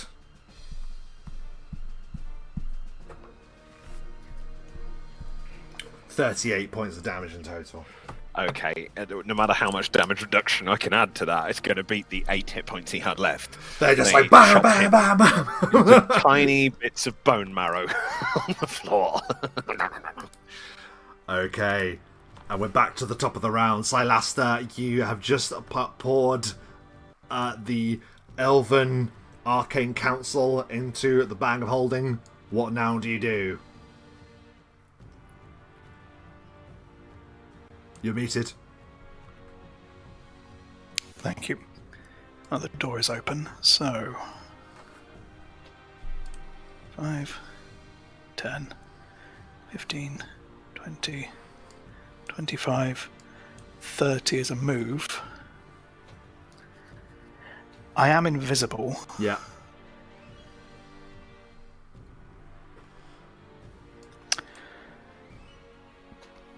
Okay, what I'm going to do is use my final maneuver, my shadow jaunt, and shadow jaunt up onto the corner of this wall, but up into the air.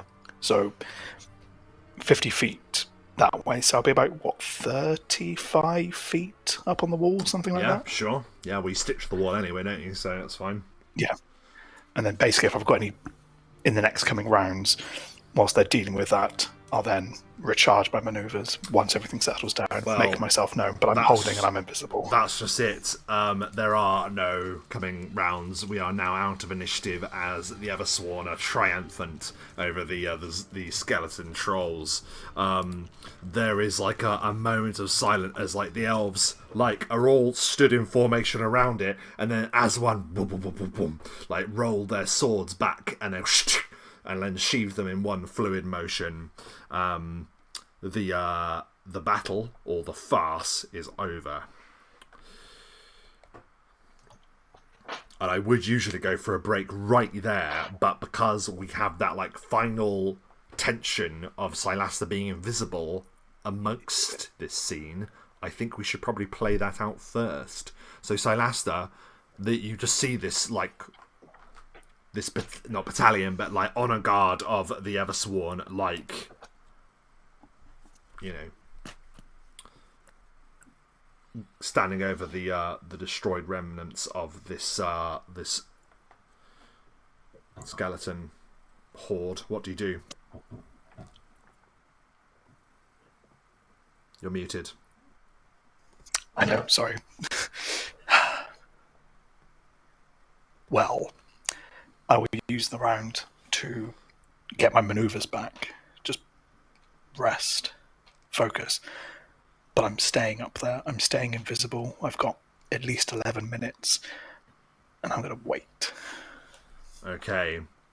One of the Eversworn appears to be in more resplendent, slightly more resplendent armour, will stand forth. And he'll go up to you, Ansel, actually, upon this bridge, and say, "What in Coralon's name? What is this? What happened?"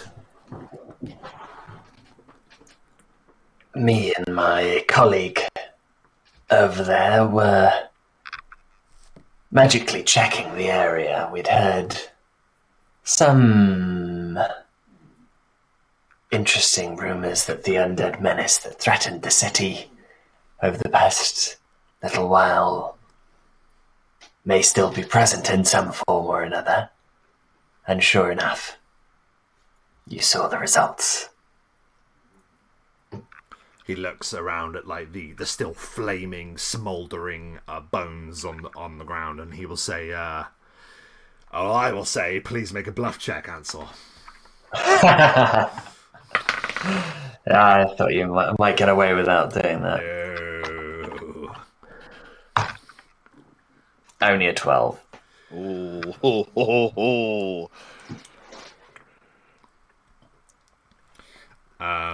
The leader of the Eversworn looks at you with crystal cold eyes, Ansel.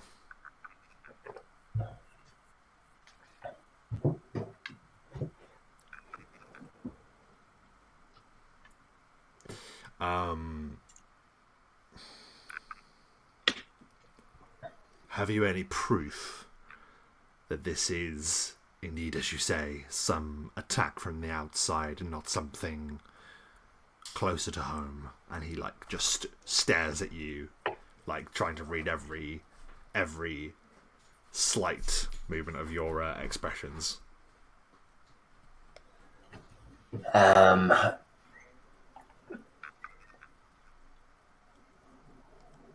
Well, closer to home is the word, isn't it? Did you not hear that the very voice, the first voice, was involved? Who knows how close to home it has become. Now that's going to help you because, yes, it is well known that there was some necromantic blight, so you're sort of on the cusp at the moment. I'm going to ask you to do one final bluff check, Ansel, and he will oppose it, so it's all or nothing right now. Just so that you're aware, until I've moved into range, in case you want to refer to me, I'm looking at the remains as if I'm, doing a thing. I'm sure you've got this.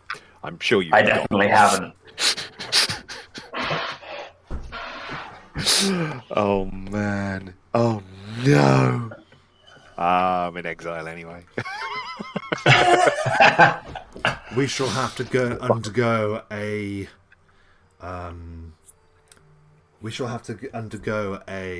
investigation. We will report to the Arcane Council, Idran. Stay here. And yeah, he's at least is going to start walking back to the chamber. Can I interrupt him? Ansel as he's walking leaves. away? Ansel's just going to walk off. Ansel goes to leave. Obsidian, you can interrupt as he goes to walk away. Yep. Yeah. So, I'm afraid that we cannot remain. We are under orders to investigate ourselves. An investigation is already underway. Forgive my friend's nervousness. He does not wish to reveal secrets. Bluff check. I'm going to use my last wink brooch. This is my third and final. Here we go. 29. He will say, "Very well. You can conduct your affairs then, and we, the Eversworn, will conduct ours." And he will give a nod, and they will begin falling into formation, and they will begin making their way back inside. My skeletons, as the magic of the spell ends, will all just turn to dust and vanish completely. Can you delete them, please, so I can move? I the can, others en as masse? will the rats. Oh, I nearly deleted myself. Yeah, don't do that. Don't do that. But I did not. That was close. Oh, not sure we got away with that, Ansel. No, but on the plus side, they only really have any say over elven matters, and once we leave the Tower of Elvenkind... All they're going to be able to do is say, are these two investigating? And actually, we are. We have been told to investigate. That's not really a lie. Yes, don't disagree with me, Laura. I tell you, Yes. I passed my bluff check. She's disagreeing with the dog. I want to know, different however, room. I want you to give me a listen check, please, each of you. Oh no. No, we can't do this. Can I just point out what I'm doing as they're doing this as well? Yeah, you can also give me a listen check as well, Salaster. But yeah, what are you doing as you do this? Oh, now I get a high roll. 17. I'm teleporting down. I'm opening the door to leave, but I'm not turning myself visible, but I am opening the door. So hopefully that will give a hint as to what's going on. And then I Okay. will proceed to leave. So yeah, you're ready to leave, and this will be the last thing that you guys hear. Who got higher than 15? Everyone. All of us? Oh no, Obsidian didn't. You got I got 13. 13, but you guys did. Ansel, So you'd that's hear an this Ansel. clear as day. Silasser, you would hear it well enough too. As the door is closing, you hear one of them say, "What is that frog doing in here?" I knew you'd forgotten the frog. You didn't pick up the frog!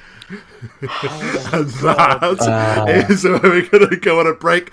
We are going to return to the strangers, and it's going to be, at long last, the morning of the funeral. The long-awaited funeral is finally here for the old King Dectus. We're going to see what happens as we do that as we return. For those watching live and after that, thank you ever so much for dropping by.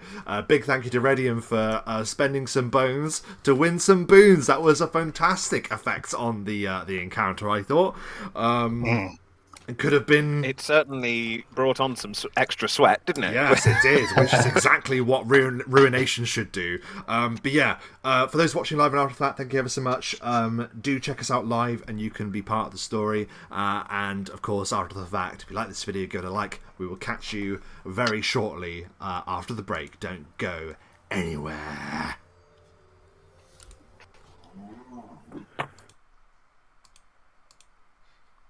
Was that a moo?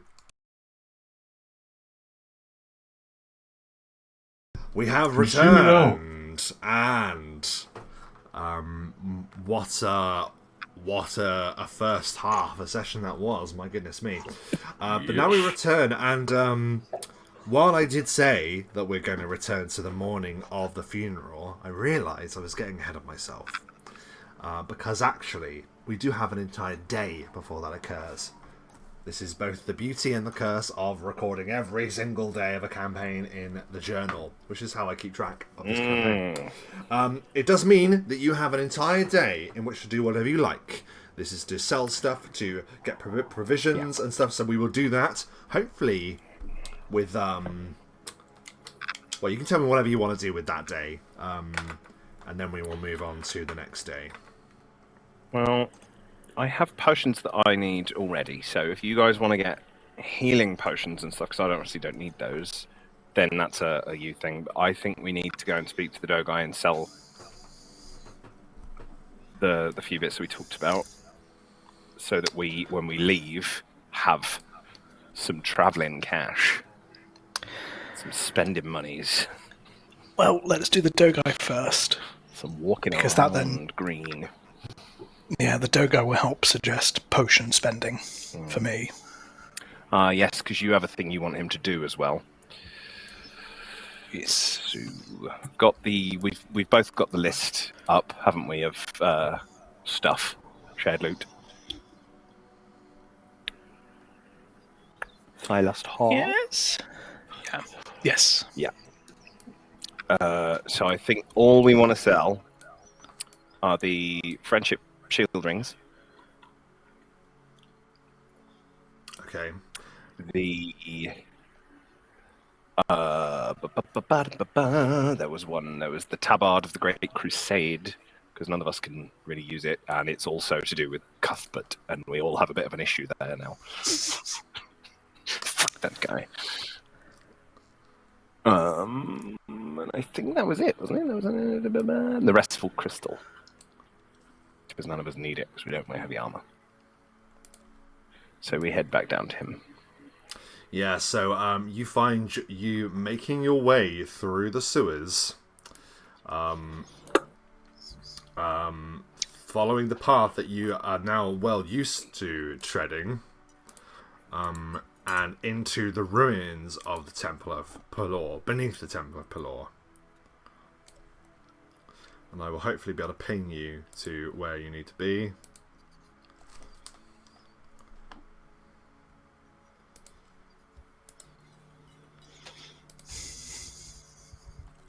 There we go. Did that pull you to where it was where it is on the map? Yes. Okay. So as you approach, you hear the ding, ding, ding, ding, the sound of hammer upon anvil. Rorting some item or weapon or blade of some kind stands the Dogai, and looking up through this terrifying devilish helm, you see his eyes flare for a second. This ancient infernal assassin bids you welcome with a long bow.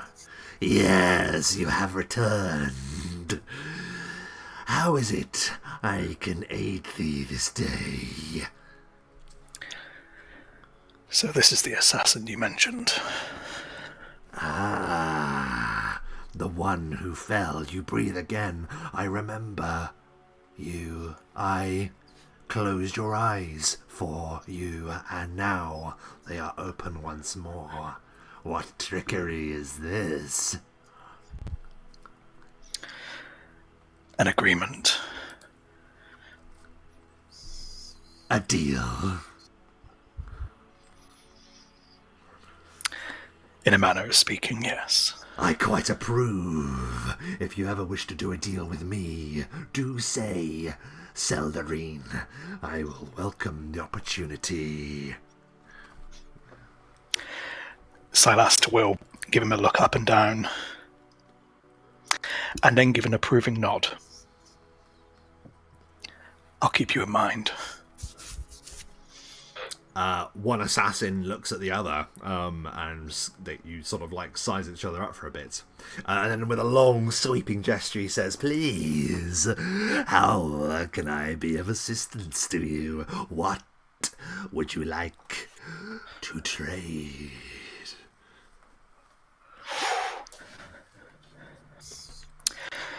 Some items for gold, and an amulet to a ring. So the items. I don't know the price for the tabard of the Great Crusade. No, we don't know the price for that, I'm afraid. Neither do we know the price for the restful crystal. Oh, that's going to be about 500, maybe That won't 250. be. I don't think that'll be very much. So if it's only a tiny amount, we may not sell it just in case one of us does get some armor that's better in the future on it.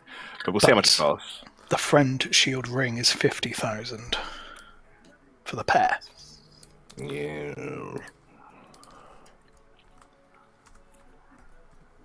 Okay, so Tabard of the Great Crusade. You hold it aloft, and he will look upon it and smile and say, yes, a rather fitting garment for our current locale.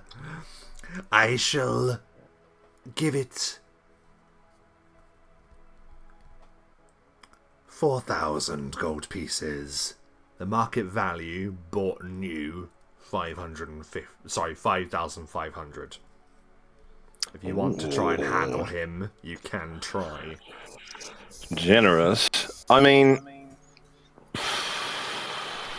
He's going to give you 4,000 for it. It's worth 5,500. to gain good favour when it comes to the rings, we will just accept.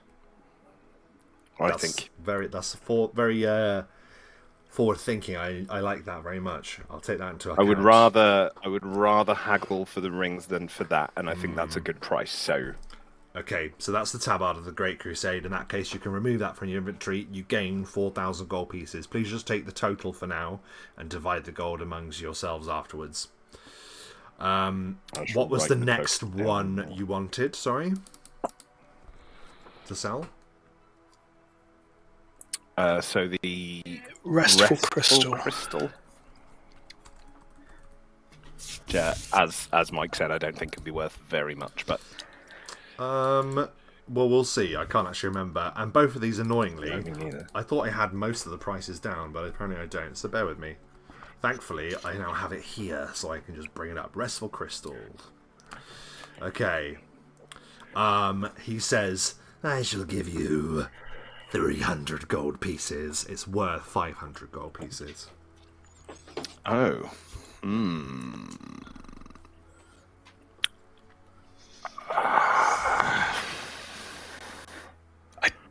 It's Sure. fine. I mean, why not? Yeah. So in total, 4,300 so far. And then obviously the rings, which are worth 50,000. Yeah, what are they called again? They are friend shield rings, one pair. Market value is 50,000. Yeah, I just want them up in front of me. Not that I don't believe you, I just want them there. Now we only know because we were all a bit like, fucking, what? Yeah, Say that's what what I now? remember. And it was here last We time were that all you a bit shocked. learned. Yeah, 50,000, yes. I shall give you 30,000. And you will count yourselves lucky for such a prize. Okay. Well, attempt to it's diplomacy, isn't it? It's always just gonna be Diplomacy for bartering, yeah. which is absolutely not my strong suit at all. He is a very powerful character, so we will see. I have a DC in mind.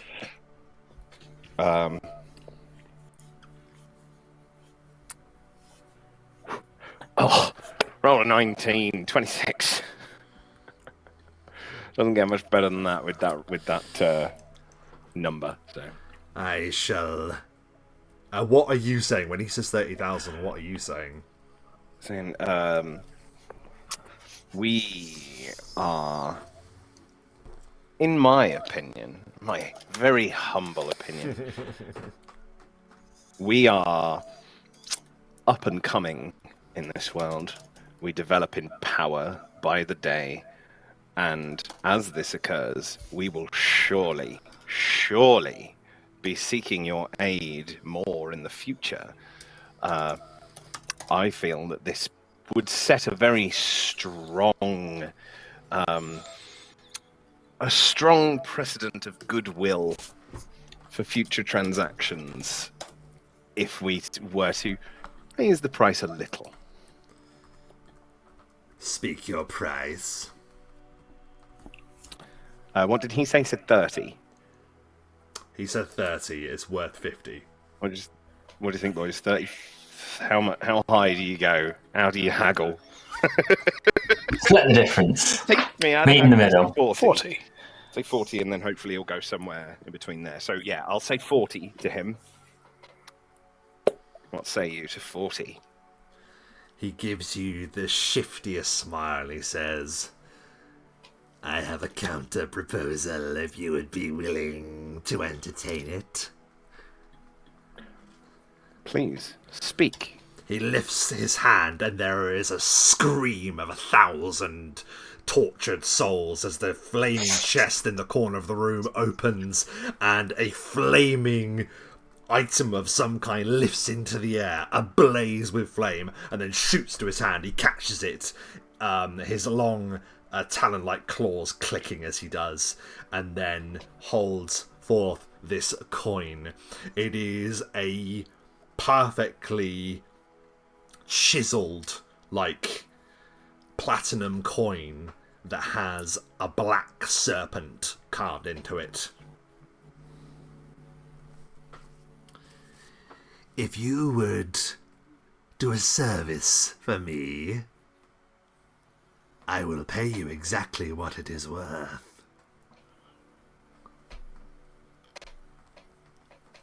A simple task. I think I can speak for all of us when I say our interest is piqued.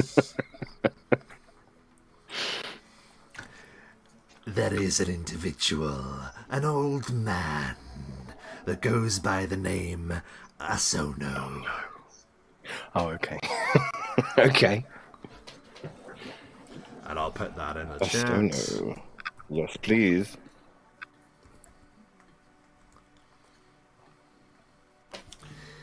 He is a resident of the troubled city of Agistel to the south.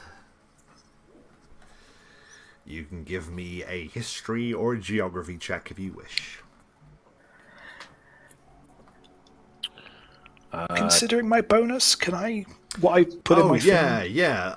Silaster, you'll get your full level. Ansel, you can get half your level instead if you prefer to use that instead of a history or geography. I don't have either. Ooh, 24. 22. It's only 11. Exceedingly good. Just intelligence, so... clue.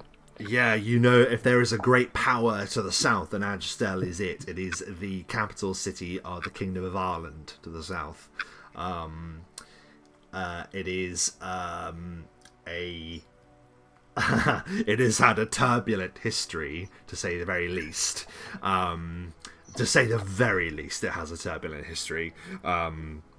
Many terrible wars and betrayals and machinations have occurred there. This man, Osono, he lives within the walls of that troubled place. I would have you give him this coin. If you are to do so, I will gladly give you the full amount that these rings are worth, here and now. Just give the old man a coin, is all I require. Am I... Why? Yeah. I am somewhat of a freelancer, as I have led you to know since we last met. Many of my kind are bound by promises and pacts of blood and betrayal. I was able to free myself of such pacts a long time ago, but I'm particularly good at collecting upon them, so why waste these skills? Huh? I have a contact in Agistel. And I will need to pass near there if I were to return home. I'll happily accept. You see a supernaturally long tongue just lick pointed teeth. Very wary of making pacts where you don't dictate the terms, Silaster. Yeah, a little bit. You needn't be concerned. The pact is not with you. You are merely delivering it for me. You must simply give this coin to the man, and the deal will be done. And what if the man dies before we get there? What if we can't make it to Agistel? What if something gets in the way? What then? Well, I'm afraid to say that is rather your problem and not mine. But if you do not want to take the deal, then you do not have to accept.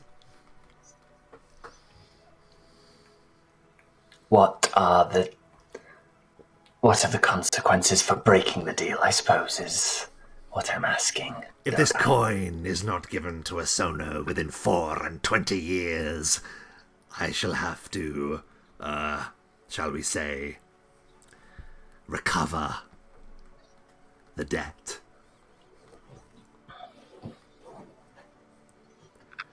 24 years, this one might not be even alive. He might not even have to worry about it. He pokes Obsidian with a long claw. Harsh. Truly harsh. It is concerning, isn't it? It is concerning. It is so many months to travel to the land to the south. You will make it in a very short period of time if you set your hearts to it, of course. Do you accept? We weren't heading to the south, were we? 24 years. 4 and 20 years. I mean... Ansel is going to say, if you want to take the job, you can do so. But, as I say, I do not make pacts where I don't lay out the terms.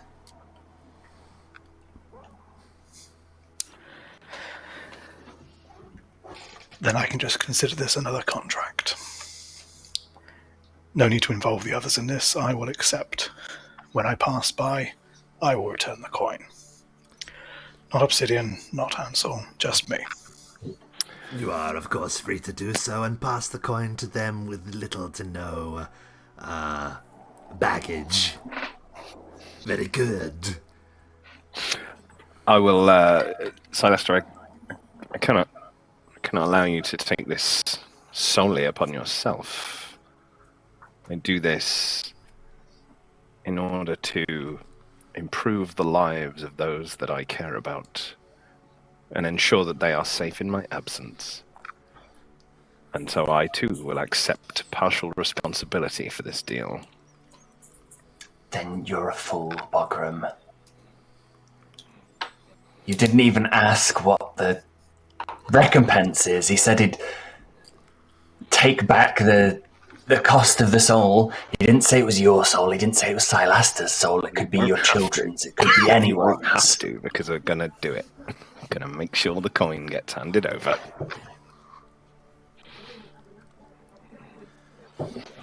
It is a trouble for another time, for it is a great journey to go to the city in the south.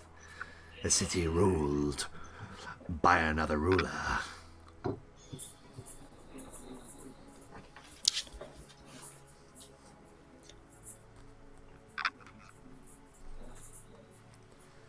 Am I Very well to take this that the elf and the masked man accept, and the moon child refuses? That certainly does seem to be the way of it. Then we have an accord. You must both take the coin. And it's quite a large coin. It's like a mini disc, so you can both get a thumb on it. Lovely. Nicely timed there.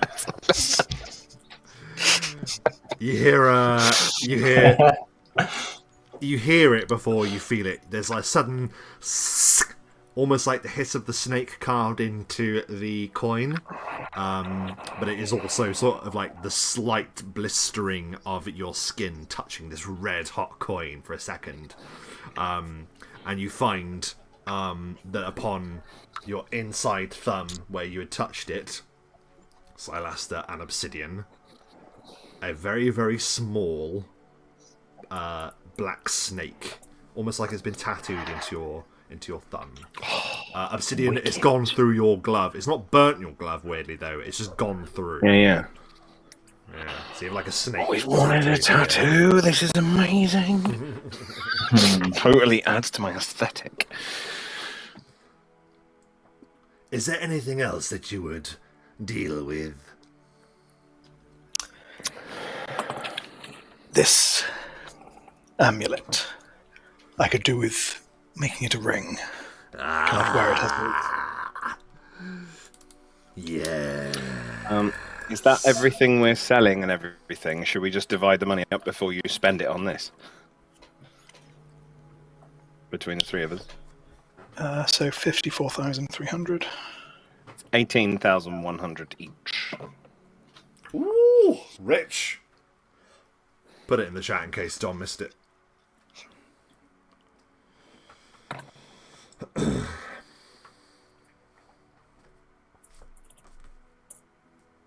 Okay, cool. Yes, I'm sort of wealthy-ish now.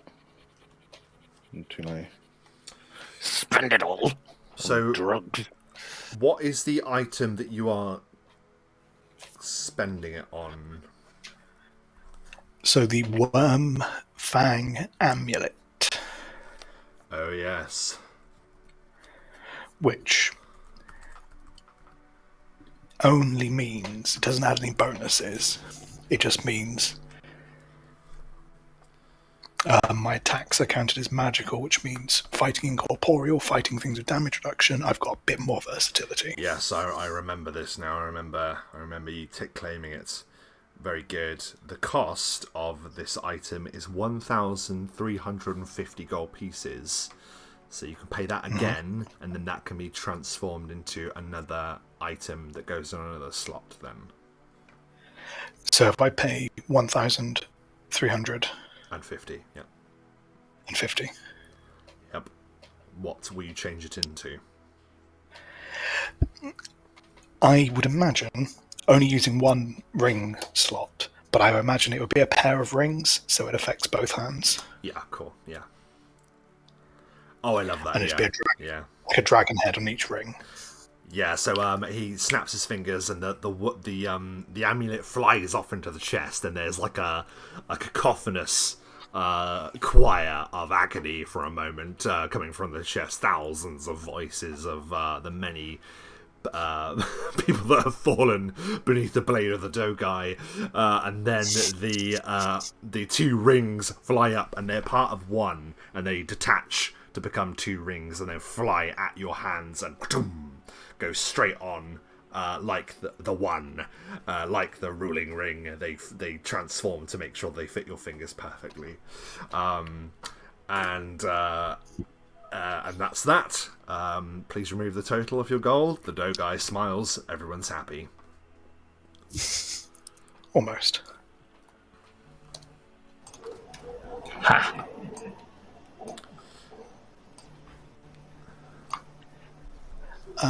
I think the only thing I've got left shopping-wise, I've made a list of all the potions I would pick up, and that's it. Very good. Well, it has been marvelous dealing with you again. I might see you here once more. I might see you elsewhere. I have a habit of being in the right place at the right time.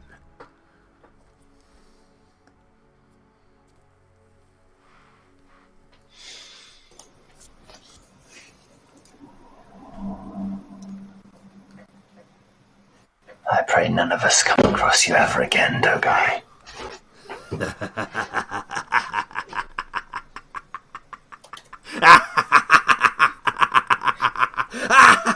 and his laughter echoes down the hallways, like mixed with the screaming from the chest as you exit Spooky. the presence of a very, very powerful entity.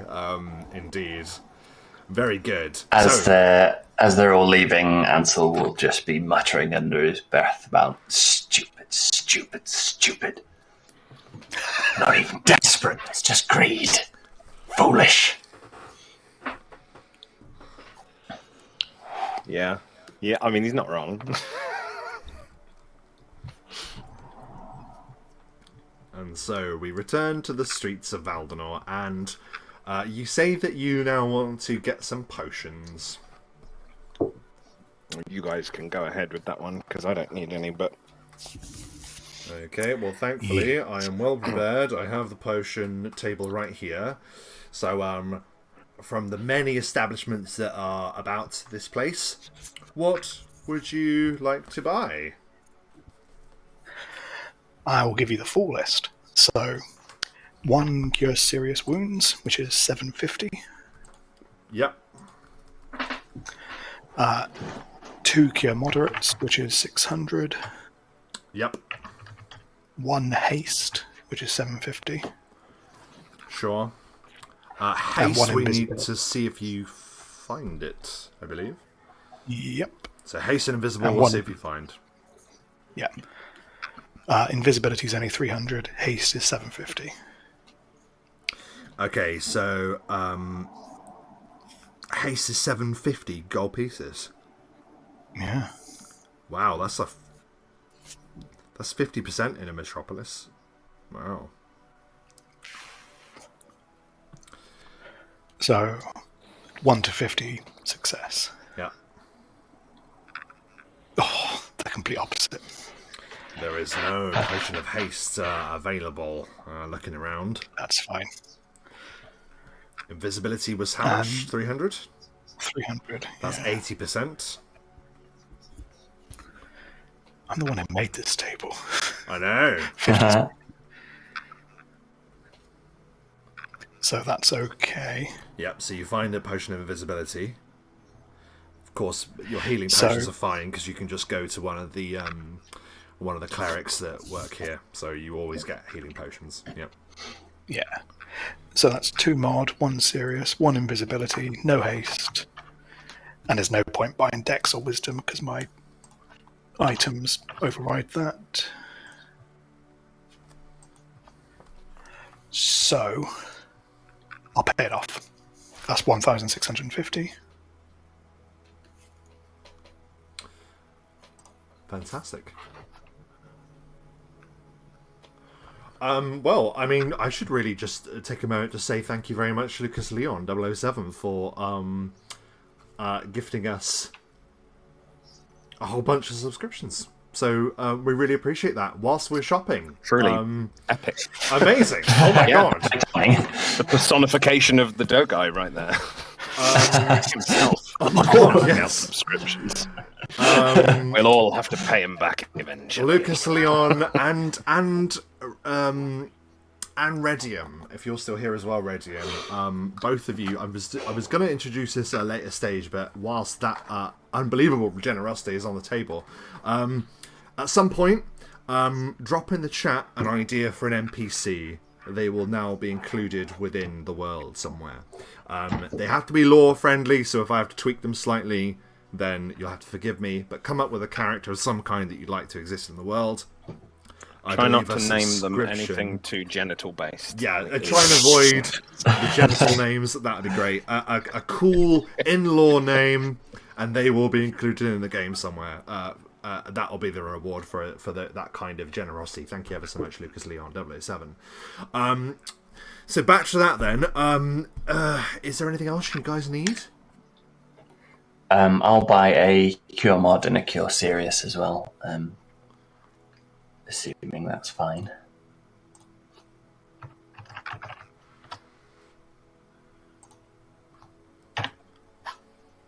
And there's not anything else that I am searching for currently. Okay. Yep, so if you'd like to remove that from... if you'd like to add that. And yes, Lucas Leon, really, if you think of one, then just let me know. We will... I'm probably not going to include him in this session, because I really want to get to this funeral. But yes, absolutely, please, for that insane amount of generosity, please think of a character. They will become an NPC in the world. Right. Okay. Is there anything else that you guys want to do with this remaining day? Would you like Lucas Leon 007 to type it out in the chat or whisper it to you? Oh, we monitor the channel chat, don't we? So we'll get it even if the stream is finished. So we can pick it up anytime from the chat. But don't want you to see it, Matt. If it's there before. If it doesn't look like it shows up, then you can always jump over to the YouTube. The video of the session is always posted over there the day after. So if in doubt, just drop me a line there or whatever, and we'll talk about it there as well. Okay. Yeah. So you have the rest of the day ahead. You have rested at this point. I don't think I have anything apart from going back to the family, and spending his final hours of the city with them. Yeah, you can return, and Naya and the two kids, Werner, not really much of a kid anymore, really, after what he's dealt with in Aelin. They are still within the castle quarters, Obsidian. And she says, Werner, take your sister down to the courtyard. You can watch the Jester again. She likes him. And they nod, and the door closes. I heard the news. Shit, there was one thing I was going to do. Deal with it in your own time. We're in a scene here, and you deserved kicking that with your shin or whatever you did, Silaster. You deserve psychic damage right now. Interrupting a very important, pivotal character moment. That looked really painful. Oh. Is it broken? Apologies. You take 30 psychic damage, Silaster.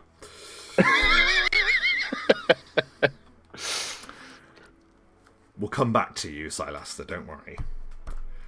She says, I heard the news. I understand it probably couldn't have come from you. I know that you have been busy trying to help us from this situation. Indeed I have. Exiled. After everything you've done for them. And like, she's furious.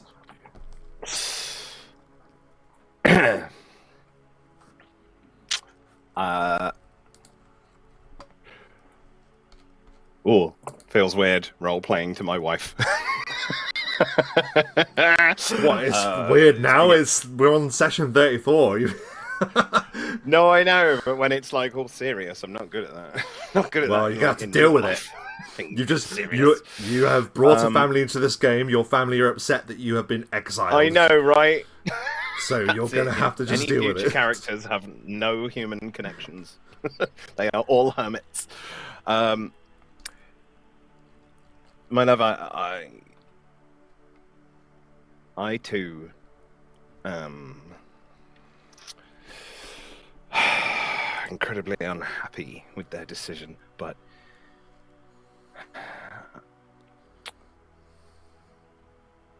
I can make you a promise that it is temporary.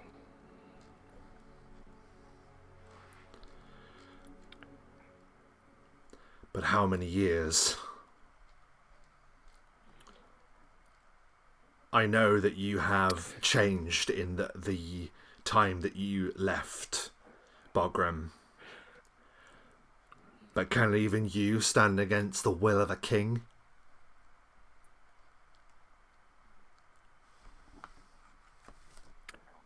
Soon, yes.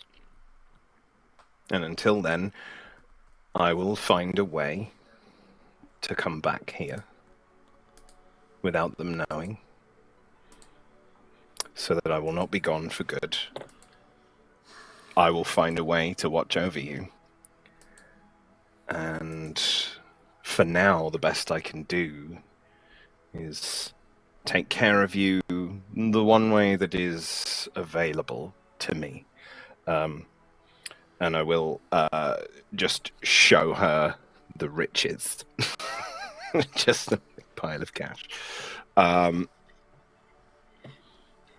have put enough aside that you and the family can be very safe and secure and prosperous for the foreseeable future. Until I can return. And I will do my very best. I will do everything in my power to make sure that it isn't years.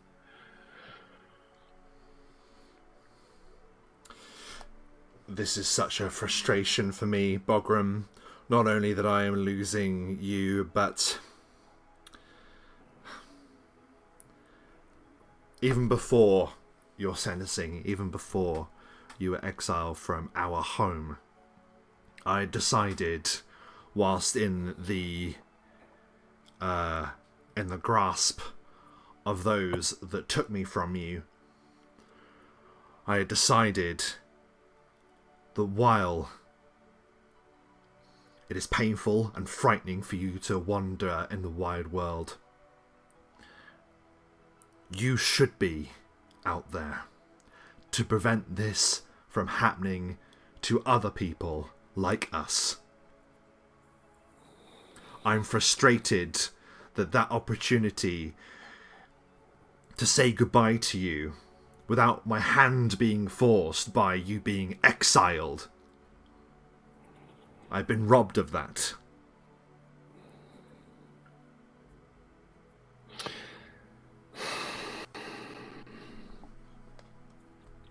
I will not be some quivering wife begging you to remain at home. I meant what I said the last time you wandered into the West. Go and find that part of you that you long for. And I think you have been successful in that. But now you need to use that to help people, even when other people cannot see the good you do.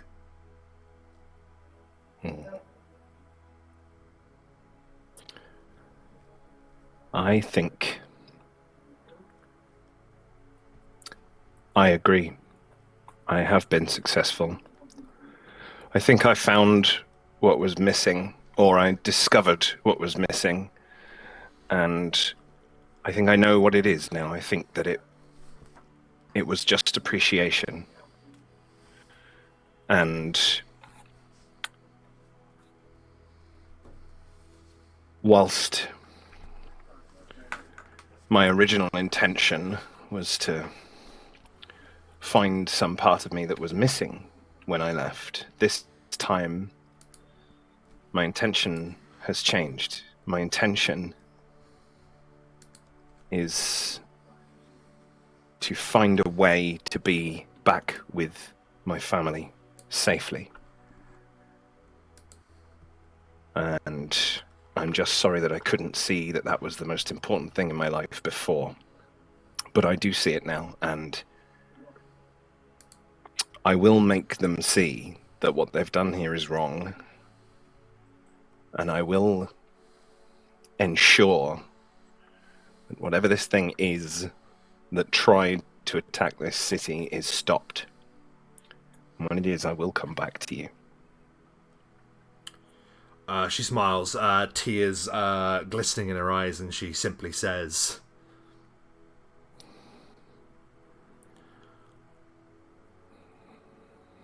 "No matter where you go, I will support you. wherever you dare to tread. And at those words, the night falls upon Valdonor, and we hear the chiming of the bells once more. We fade to black. And then a sun gleaming rises, flanked by storm clouds. Thunder rumbles as the day has arrived. As you have had official business with the funeral, and because of your critical part in the events that took place, regardless of sentence, the three of you are part of the inner procession that follows the great coffin that is borne. Aloft by the Dragon Guard, they bring forth the king's coffin. In the central courtyard, the gates are flung open for the great mass of the public to enter. And there,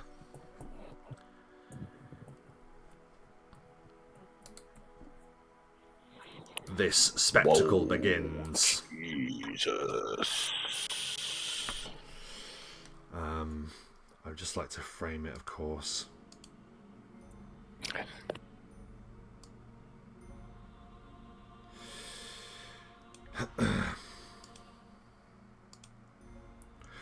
So, you can play a little game of Where's Wally? Or Waldo to our American cousins. I spy Find Idra. yourselves and, you see this great coffin that's placed upon this plinth. It has a vigil of the castle guard, and surrounding it at the head of the great steps that lead to the main castle keep. You see the Dragon Guard, who are standing behind the Wormadon. The Dragon Knights, each bearing a separate individual coloured armour representing each kind of the metallic and chromatic dragons. And there is music being played from dozens of harps and lyres. A choir sings a lament to King Dectus the Blue, King Dectus the Wise. And many words are said.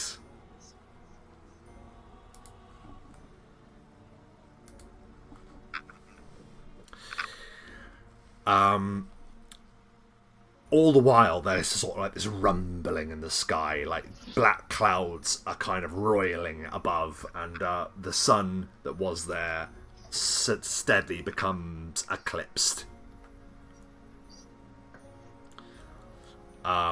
It's almost like the weather, the thunder itself, is contributing to this cacophonous sound of prayers being made and music being sung.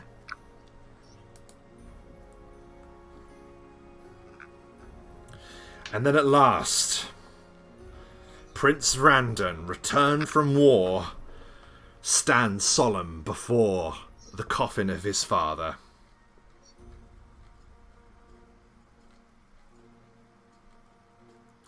And he kind of looks serenely out at the crowd, all assembled.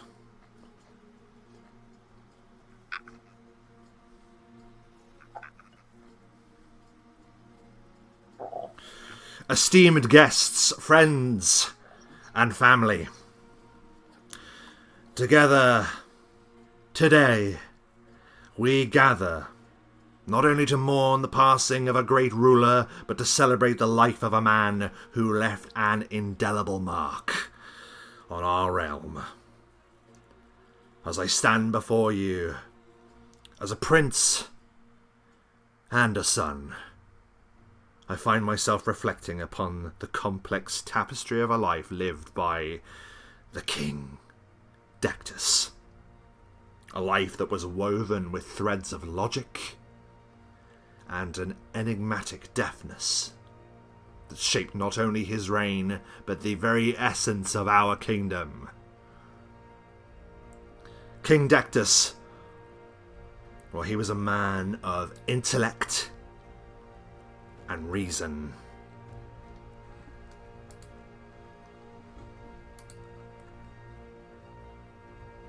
His logical approach to governance transformed our realm into a bastion of stability and progress.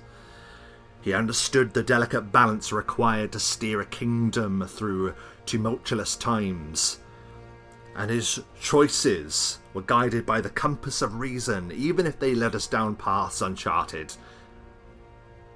But beneath that rational exterior beat the heart of a subversive soul. King Dectus possessed a penchant for challenging the status quo, for daring to question the norms and conventions of our society. His nature was a testament to his willingness to question the boundaries of tradition. Thunder rolls. You see a fork of blue lightning crash across the sky.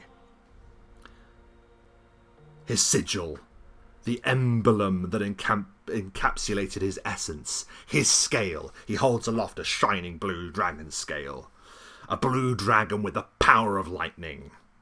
This was a symbol that encapsulated the... And he pauses. The duality of his character. The majestic and fearsome dragon representing his power and authority. And the lightning, a symbol of his striking impact on our enemies in the Mercy Lands, and his unwavering commitment to guide us through the heart of the storm. Another rumbling roll of thunder. As we bid farewell to old King Dectus, let us remember the legacy he leaves behind. A legacy of governance that steered us through the storms and tides. A legacy of subversion that dared us to dream beyond the boundaries of convention. A legacy that speaks of his unwavering commitment to his duty. And he pauses once more. Rest in peace, Father. Your presence will forever be felt in the winds that sweep across our land, in the very heartbeats of your subjects, and in the legacy you have bestowed upon us. Upon me. Long live the king! And a chorus of hundreds repeated, Long live the king!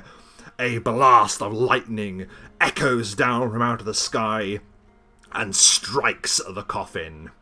There is a blinding flash as there appears to be some strange transference between the land and the air, and the coffin itself is borne away into energy and then into nothingness, and is gone.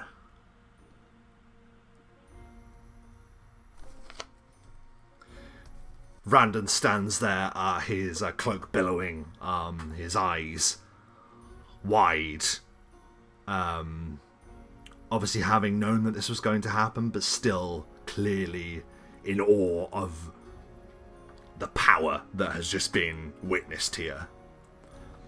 You can each give me a spot check, please.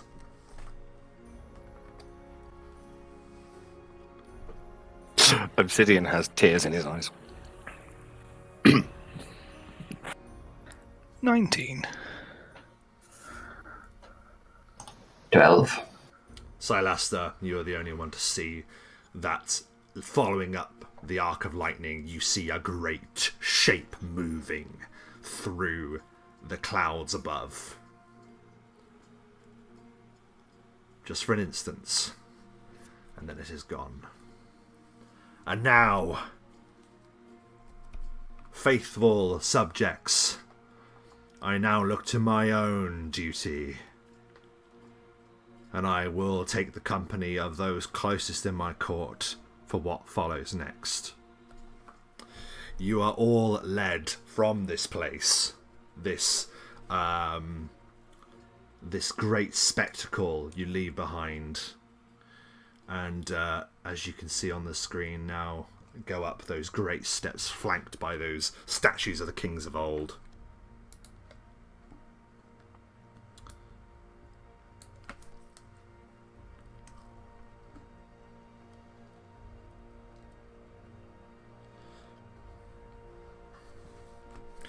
you are brought into an inner courtyard of the castle. There is a great plinth, and upon it there stands a familiar sight. A great stone dragon. It is the stone dragon that is part of the great tradition that is there for the new king to take his scale. You see that this is clearly the real anticipation of the day for many, particularly those members of court that are here. You see members of the household families that reign in Valdenor, and they want the answer to the question. What has destiny decided for Prince Vrandan as he takes the scale, now King Vrandan?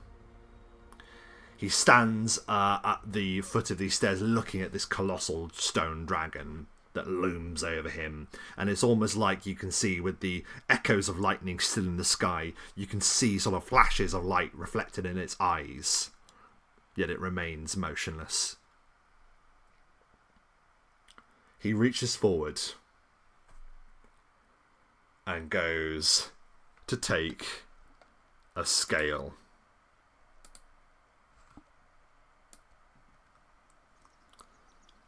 Now, as you remember, guys, I've been sort of hinting at this for a while, that whenever this happens, the king takes a scale, and that colour, whether it be metallic or chromatic, light or dark, will in some way represent what that king is going to be like. Now, what would be dead boring is if I just decided that, King Vrandan chose a blue scale to represent his father. Or he took a black scale to become the most evil king known in the land. So I thought, why not let fate decide? Oh, okay. Oh my god.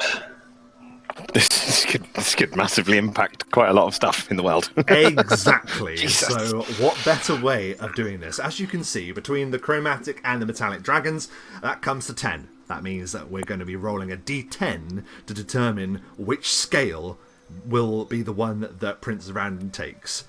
However, I thought we would break it down a little bit to make it as tense as possible.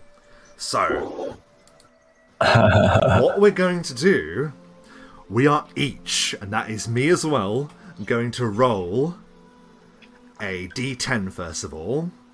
Each of us cannot share a colour. So, for example, I accidentally roll a 3 and get green, and Mike gets green as well. One of us will have to agree to re-roll. So we have 4 of the potential colours, okay? Once that's done, we are then each going to make a single roll of a d20. Whoever gets the higher has the colour be the one. Understood? Okay. Yeah. So let's start with Dom. Do you want to roll a d10 for me? And you can see that those... The sort of like the rough idea of what each of them represent is written beneath. Give it a roll. I like that they are a little bit like the Hogwarts houses. There's like positive things to all of the ones except white, which is detached, isolated. I don't care. That's Slytherin. Yeah. So Slytherin. This has added an element of competition, and I have to tell you, I'm not afraid to tell you, I really want to win. Right, let's go. Let's go. 2. Blue. Boy. So Blue like his father. Blue. Dom is blue. Matt. Roll a d10. Copper. A trickster, Copper provocative, would be great. risk taker. I love it. Mike. Red. Of course. Oh. Of course. I couldn't think of anything more fitting. Wrathful, greedy, ambitious. Sorry, we should have said as well, blue is discreet, subversive, and logical. You'll note that there was quite a number of those words being used in Vrandan's speech that he gave at the end there. Yes. So that's red for Mike then. And then finally, you will allow your humble dungeon master to also roll a d20.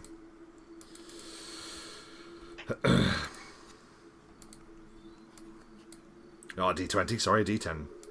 I was going to say D10. There's another 10 dragons for the DM to roll for. Oh. He's gone and rolled white. So I think that is actually quite a good mix. Not bad at all. Yeah. Do we think rolling a d20 is good? Because if someone gets a 20, then that basically means they win. Should it be a d100 instead? Then it's far more unlikely. And definitely someone's going to get higher. Someone could potentially get higher, unless someone does roll with 100, in which case, alright, the fates have decided. That's spectacular. Let's do this in reverse then. So I will roll my d100 first of all.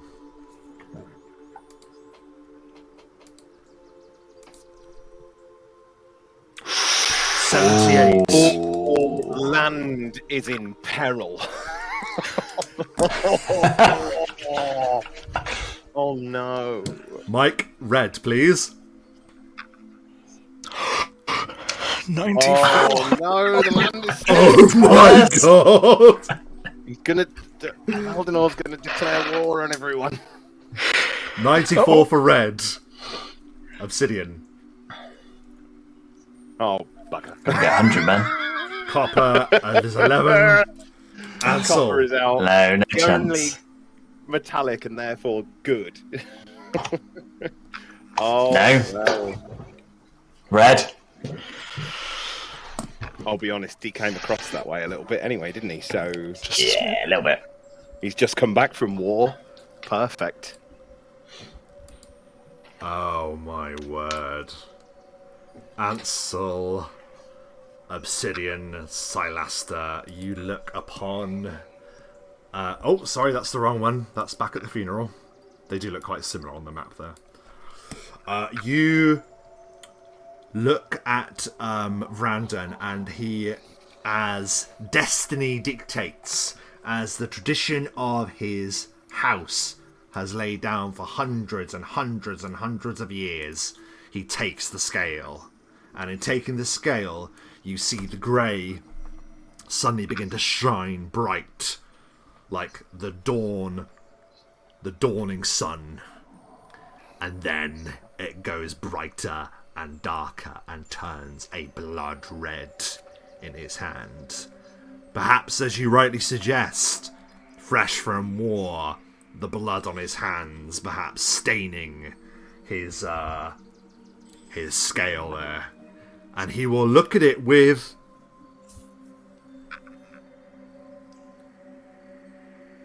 acceptance. It's like he knew. Yeah. You see that Arcane Zarya approaches, and upon his brow a crown is laid. Long live King Vrandan the Red!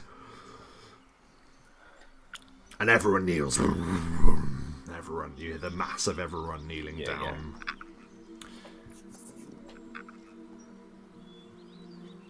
Yeah. He goes about to the members of court. They each bow as he sort of makes his way past.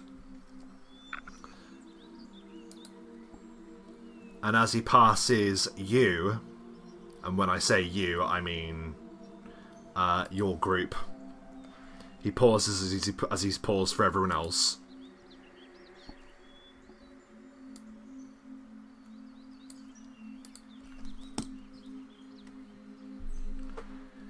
You have my gratitude for everything that you've done in this city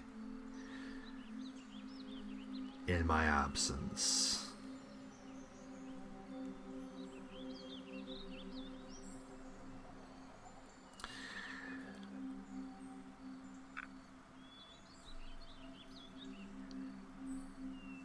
I would not be so profane as to make any request from you.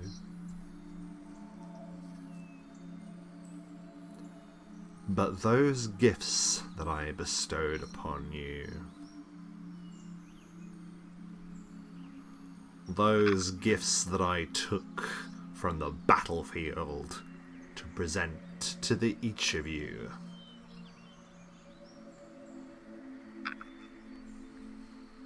they are precious.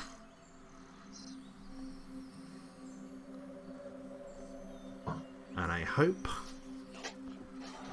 that you take the greatest of care of them.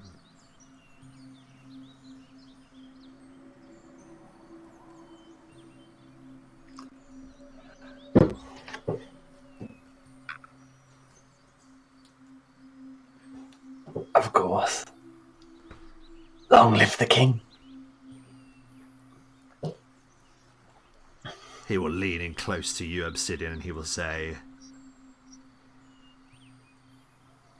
"You have until dawn."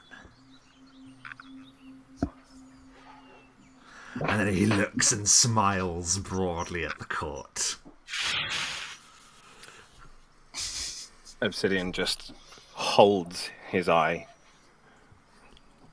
but says nothing.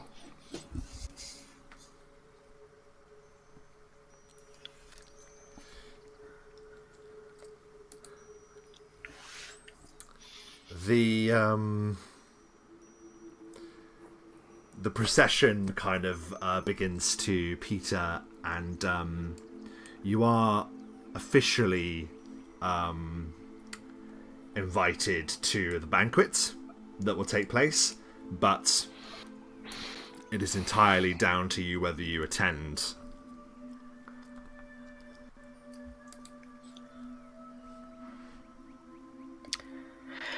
Did we hear what he just said to Obsidian?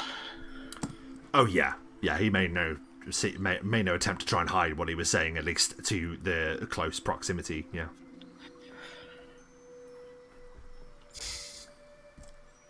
Salazar has just a handful of things he wants to do, so he will, and he doesn't like big. This has been absolute hell for him, so he's not going to go to a banquet. Very good. He's going to do a couple of tasks and reconvene with the others afterwards.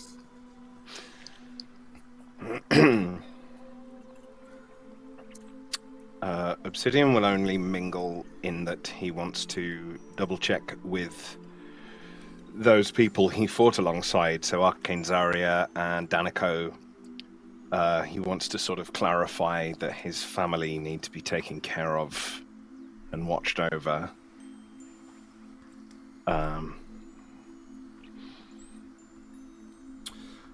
Yeah, you can. But he won't hang about. He won't hang about.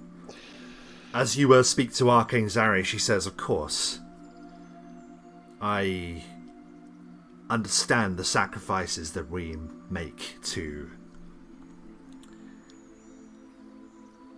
grasp the powers of the arcane. I can't imagine what it must like to have to do that beyond the teachings of the arcane tower."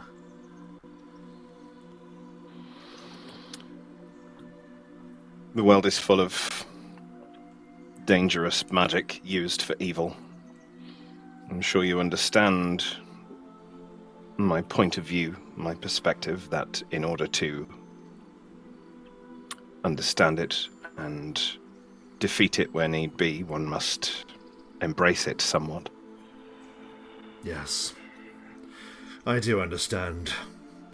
I also fundamentally understand if it wasn't for you, the strangers, this city would be in a dire position and would not be fit to have a king take a crown this day. And she looks down the line, and Vrandan is like laughing loudly, a large goblet of wine like spilling on the floor as he begins drinking deeply from it, surrounded by This just feels uncomfortable.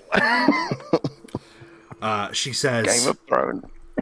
"But I have taken heed of your request. Are you there as well, Ansel? Just so I'm not just directing this just to Obsidian. Are you there as well? Or would you have gone? Probably wouldn't have gone. I don't feel like it's an occasion for Ansel. You can accompany me. Okay, sure. We'll come to you two in a second then. She says, I have worked tirelessly since you brought this to my attention.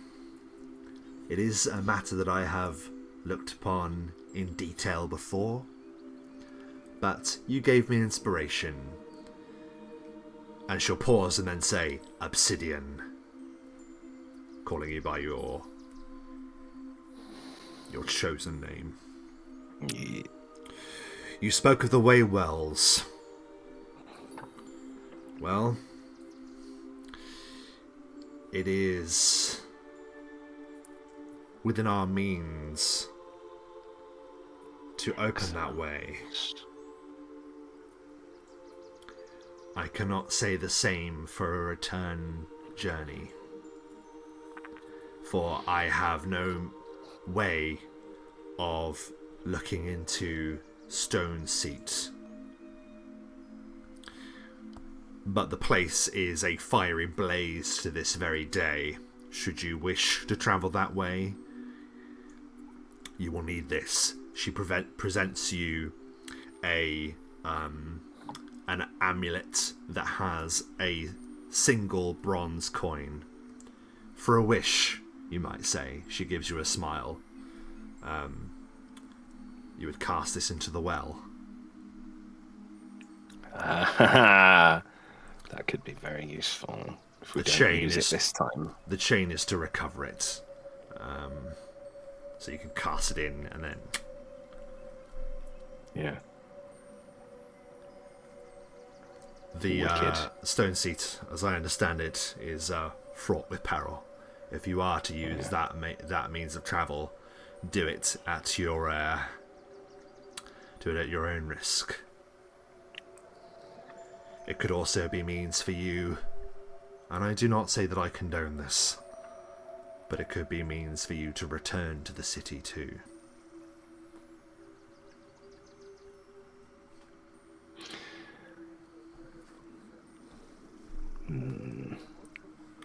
Now there is one other matter, unless there's something you would discuss, Obsidian.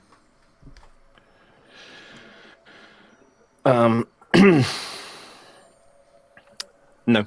I think we've covered everything that needs to be covered. He's stressed every point he needs to make with her. Stated that he hopes to convince the king of their view of the situation one day. But no, I don't think there's anything else to talk about. What is it you wish of me? I would wish nothing more upon you, Obsidian. However, I don't think I can say the same of this gentleman. And she steps aside and, moving towards you, bandages covering basically every part of his body. You see a grinning but beaten black and blue Brigand of Whist. Brigand! Yes! Oh, I embrace him. He goes,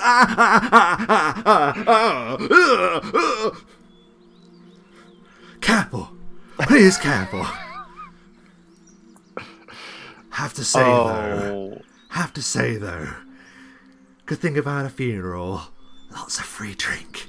And he, downs, a goblet of ale. Yes! Brigand of Whist. I mean, it is good to see you, friend.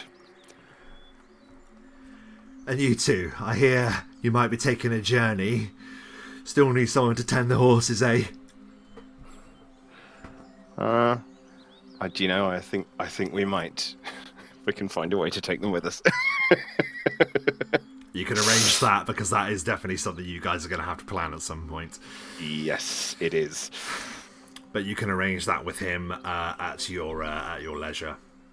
I think at this point we will happily bid farewell to Arcane Zarya, and Brigid and Obsidian will sort of wander away from the party together, chatting and sort of catching up, and Obsidian will offer the deepest, heartfelt thanks to this guy who tried and nearly gave his life to defend his family. And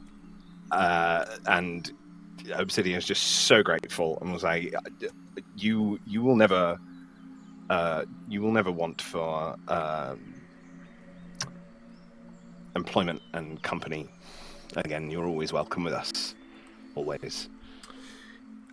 He is like humble and grateful and and you laugh and make jokes on your way out. You can't help but notice as you're passing by the exit, you see a rather drunken-looking dwarf. You note this to be Corbro Hammerstone, Prince of the Undercroft, and he's drunkenly pointing around at the city to his dwarven defenders that accompany him, and he says, "You see this? All this wouldn't be here if it weren't for my old man. He saved this city single-handed, you know that? I tell you, he saved it single-handed." Sorry? Single-handed? He's so right. He is completely right. There's just a voice behind him going, fucking, sorry, what? It was always just your score. Yeah. Theodrex who? Mark who? You hear a yell as he turns the corner and goes, "Where's that silver axe?" But you don't see any sign of Swiftstone. Yeah, absolutely. We're walking away a little bit quicker at that point. You don't see a peep of Swiftstone. He is nowhere to be seen. And as you make your way out of the castle, then Obsidian, you'll be able to turn, and you'll probably have one last chance to say goodbye at the end of this session, but we'll get to that in a moment. Yeah, I think they're doing work on the Graves and Co. anyway, aren't they, and stuff. So the family maybe will probably gather there to say goodbye, for sure. Yeah. Our vision moves to Silaster and Ansel. You excuse yourself from the proceedings a lot earlier. What is it that you wish to do? On my way to the Rookery. The Rookery. Very good. But I'm taking a detour en route to buy a masterwork dagger from a blacksmith. Okay, have you got the price of that up? No, I'll deal with that with you. If you're happy for me to say, buy one. You'll have the gold, I'm sure, but yeah, sure, yeah. You I think it's exchange it for a rather beautiful looking dagger. Has sort of like an electric blue joining in the leather grip. I'll come to that in a bit. But at the Rookery, yes, I'm going to send 2 rooks. My first is in common, and if Ansel were to notice, it's addressed to a guy called Sketch. At least you assume it's a guy, it's just someone called Sketch. Sketch. And I send a note saying, I need a favour. I need you to look in on someone called Asono. The rooks will find me. Keep me updated. That's 1. It stretches its wings, and with that message attached, it takes the payment with a and then flies out the window. Another one. A bit more time writing this in Elvish. But Ansel, you notice that Silaster signs this as with an extra name at the end, Silaster Faluna. And to it, he attaches 5,000 gold. And almost whispering to the rook, he gives him something, and you can hear out the Wrokken. You can hear like familiar places around the Feywild and Ireland, but the rest is in Elvish. as Silaster sends some money to his clan, as it's long overdue, and he's been paid proper. The rook is a noble creature, despite its reputation as carrion, and that amount it's always good for its job, and you can be certain that money will get where it's meant to go. It gives almost like a pecking bow, and then sets its wings wide and flies out of the window, headed southeast as the crow flies, or as the rook flies. Nice. Yeah, it's been meaning to do that for a while.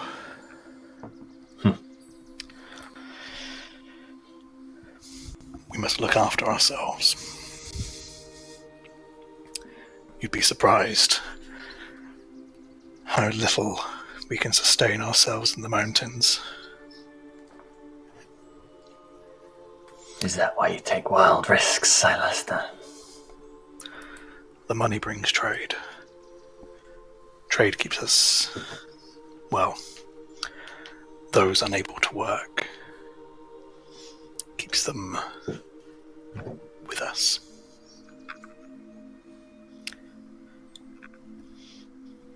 I'm not the only one, and we are, of the few of us,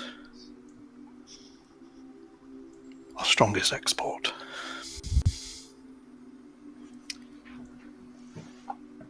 But I have a gift for Werner. Shall we find him? Yes, let's. The day has been long, and night has drawn in, and fires are lit all about the city, as celebrations have been whipped into a fervour, really. The great black banners of funereal honour have been replaced by long, sweeping, royal, blood-red banners that hang from every wall.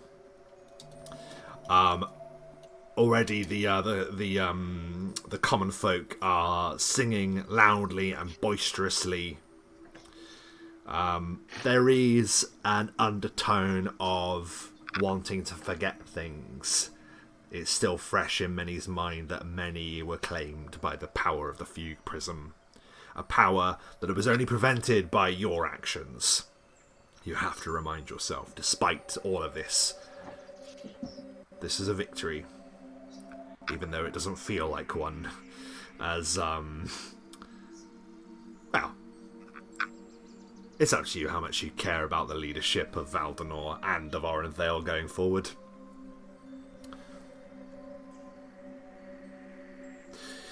I'm going to ask what each of you do for your last night in Valdenor. And we'll start with Ansel.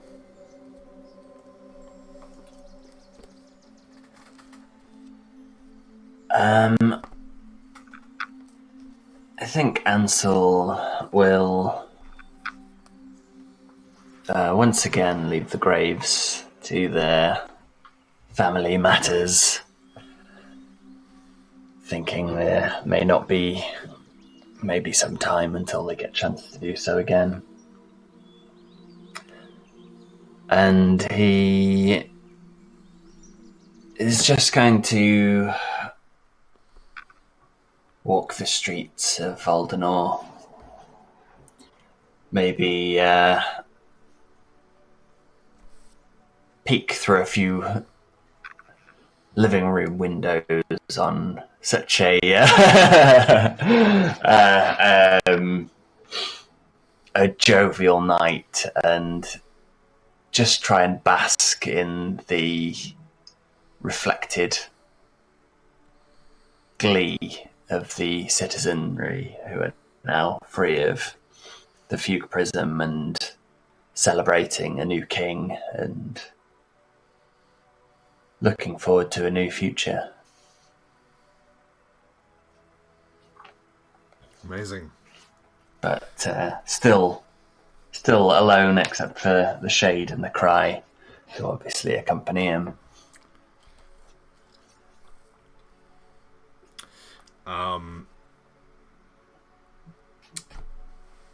Okay, that's really cool. I like that very much. Our vision moves to Silaster. How is it now that you've done that? Got your dagger. I saw how much it was. Very good. What else do you do? How do you spend your last night here? Well, I would make a detour via the castle to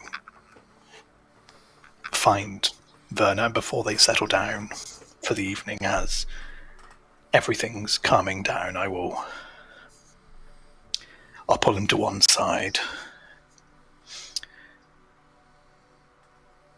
You are capable, and there is more that I would show you, should time permit in the future. But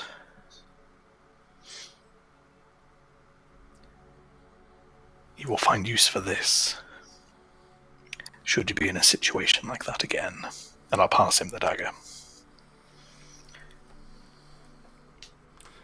He will look at it with a gleaming expression of surprise, and then he kind of gets like a smart smile. He says, "You don't use one of these." I do. Only the other night. There are times when you need any tool at your disposal. And sometimes you'll be up against someone bigger than you, faster than you, stronger than you. That will do more than that until you temper your hands, your fists. Trust in all your tools. Remember, hear the darkness, see the silence. He will repeat it. Hear the darkness, see the silence. And there is much of your bearing that appears to be transferred to him in some way, Silaster. I mentioned it before that he kind of like... It's kind of like... you know how like a young kid will try and imitate someone that they're impressed by? Well, like, that's definitely something that he is taken to. And he will smile, and he will do his best to say thank you in a way where he isn't like entirely embarrassed, but he does say it with sincerity. Thank you. I'll put my hand on his shoulder just as an acknowledgement, and I'll leave it there. Then I imagine in passing, finding Verna, would I have been told by Obsidian about Brigid? Yeah, well, I mean, if you would probably be stopping off at definitely. Graves and Co, so you would probably run into each other. Yeah, certainly. Yeah. And Ansel, you could have joined us as well if you wish as well, if you all reconvene back here. What? Well, I'd find Brigid. And Brigid, I have a favour of you. simply ask it, Silaster, and I'll do my best to see if I can make it happen. Yes. It doesn't involve bending over too much, does it? I can't really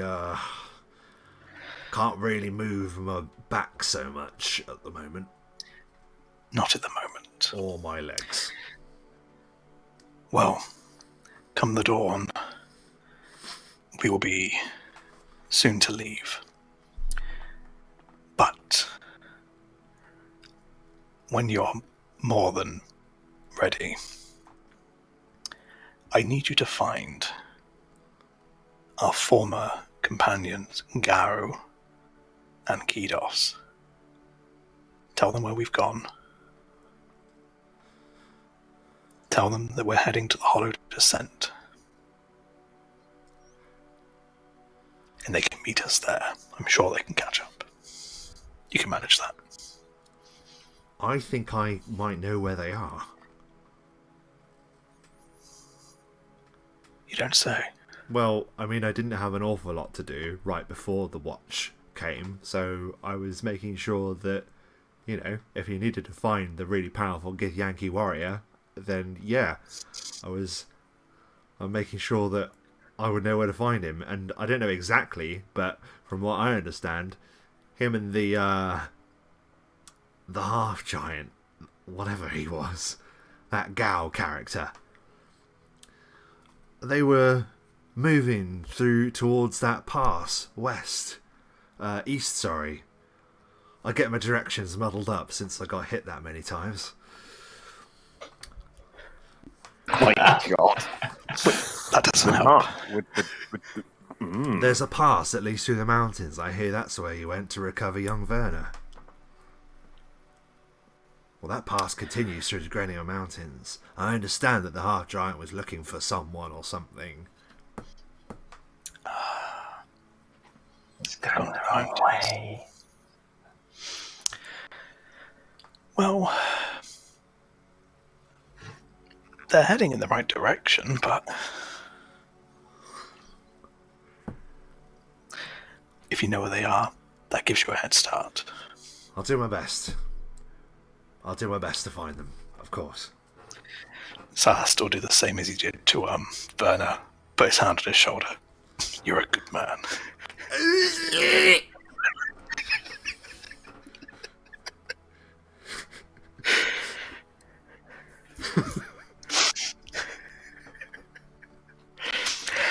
With that, he'll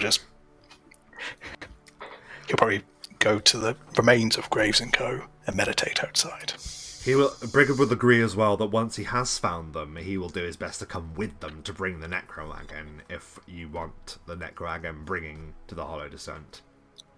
Makes sense. He will nod.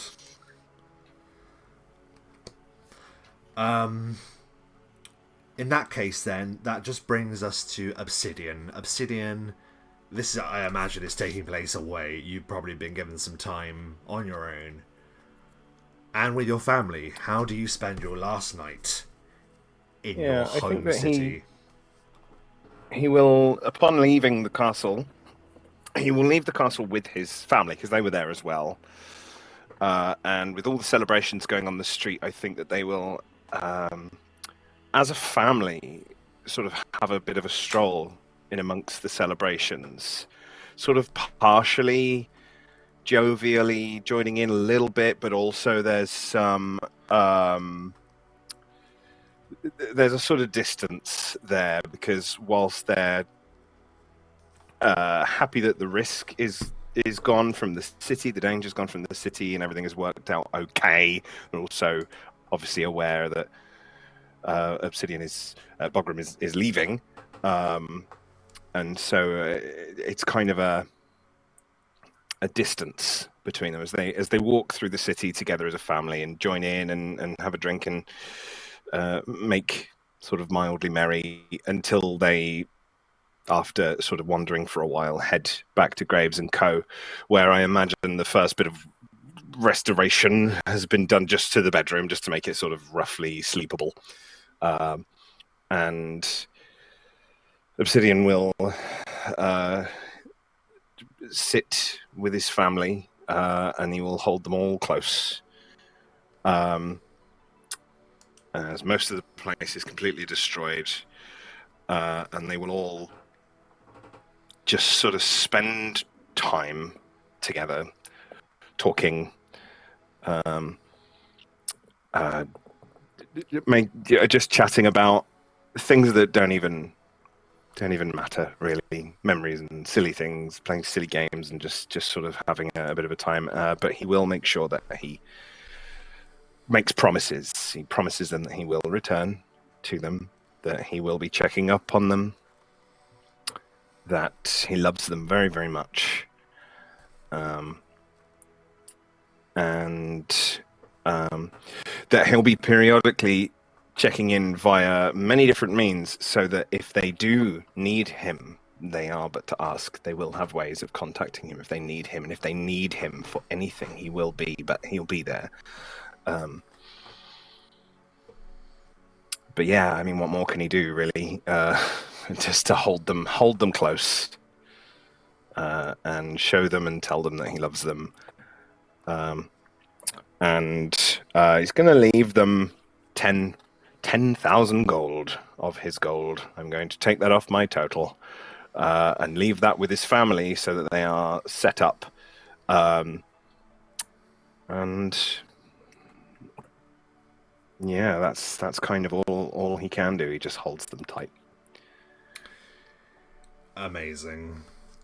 And I think the scene between you and Naya earlier about her in full support of you, I think no more needs to be said of that, other than, obviously, when goodbyes are said, she does make you promise to return. Absolutely. The dawn rises, and it is the 24th day of reaping. By your mark, that means, including today, 1, 2, 3, 4, 5, 6, 7, 8 days before whatever Derek plans on the last day of reaping will take place. 8 days for you to reach the Hollow Descent and to do whatever it is that you feel you need to do. The last thing that we will say is your family watch you go, Obsidian, Silaster, your equipment ready, Ansel, your whatever sparse belongings you have packed as well. Aelin, your youngest Obsidian, runs after you for a second, gives you a hug, and then says, I need to say something to Ansel. Is that okay? Of course it's okay. She stands in front of you, Ansel. You're this towering giant, and she's just this little girl. And she beckons you to sort of crouch down so you can... Like the Iron Giant. Yeah, he sort of kneels down and then bends further to reach her. Ansel, Aelin, you said that if I could, I would think of the name for little Cry here. I did say that. I wondered if you'd forgotten. It was a long time ago. In all the excitement. Yes. Careful, Ansel. She named the horse Mr. Nobby, so just...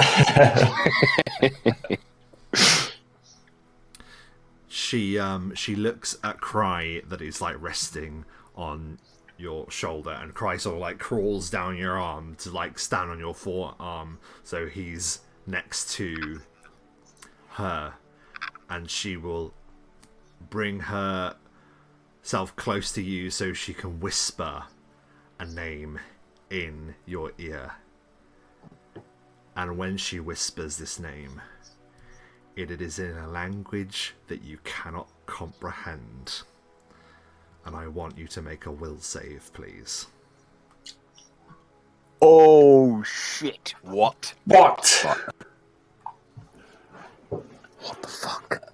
A will save? Is it a spell-like ability? It is. Okay. 37. Oh my god. It's like time stops for a moment, Ansel, and for a moment, everything else around you has stopped moving. Only you and Obsidian's daughter are the ones looking at each other. And for a moment, she doesn't look like Obsidian's daughter at all. She looks like another little girl. And your eyes both bear crimson sickle moons that are locked. Annie? The moment passes, and she just smiles at you and says, "Keep it a secret."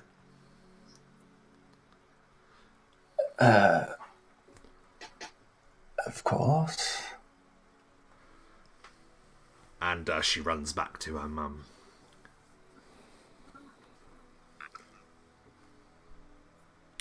And as the sun begins to rise, as dawn arrives upon Valdenor, the strangers leave the city that they fought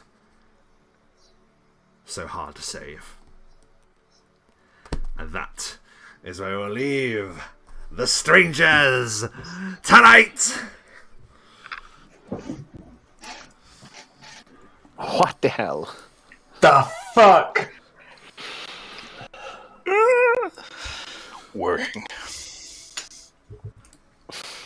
Yeah, you did ask her to think of a name. I remember. I was as we were leaving. I was like, "Should I say something?" And then over she came and destroyed my world. So, oh boys, I had a blast with that one. That had a bit of everything. Let's do what we always do. We abandoned the caller in the dark. Oh shit! Fuck 'em. Told you earlier, man. He might have mentioned it to Arcane Zarya in passing that there was something down there that they should look into. By the way, there's... But fuck 'em. Before we do the last thoughts, because I did say to Lucas Leon, who was really generous to us today, I was going to say that any subscriptions awarded to us immediately just earns you the right to create an NPC to have in the world, and we will work out where that NPC will come into it. But I have Here's put it in the chat. Yes, he's been here. So Barkeep Race Kenku. Which Good I shout. love. The Gotta love a Kenku, Kenku. the crow They are species. Chained Flight is their name, literal meaning age 34, and the backstory is the tavern owner doesn't remember his past very well. He's a tavern owner, so that'll be handy to put him into a game. After he came stumbling out of the nearby mine, he had to make coin and worked as a miner to save up for his tavern, where he uses his psionic abilities for easier work days. He is dressed in a loose robe that has an open chest as to show greying feathers and a white spotted beak. This Kenko is proud to be able to talk into the minds of others if not allowed. Incredible! Oh, well, that's fantastic, and what a great example to set for any who want to come up with an NPC for us. That's incredible. Thank you ever so much for your insane generosity, Lucas Leon. And of course, Radium, you subscribe to us as well, so do let us know if you'd like to include an NPC in the story going forward. I will go through the chat because we've had some great input tonight.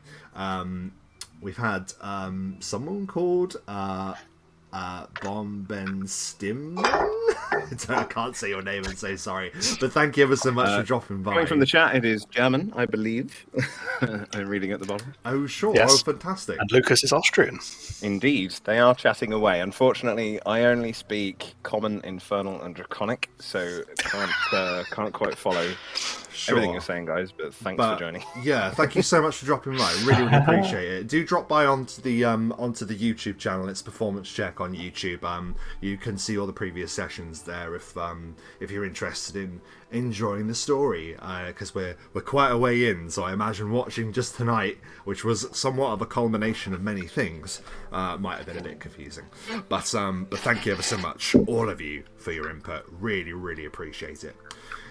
So without further ado then, let us end tonight's session with input from the magnificent players who brought so much amazing stuff to us this session.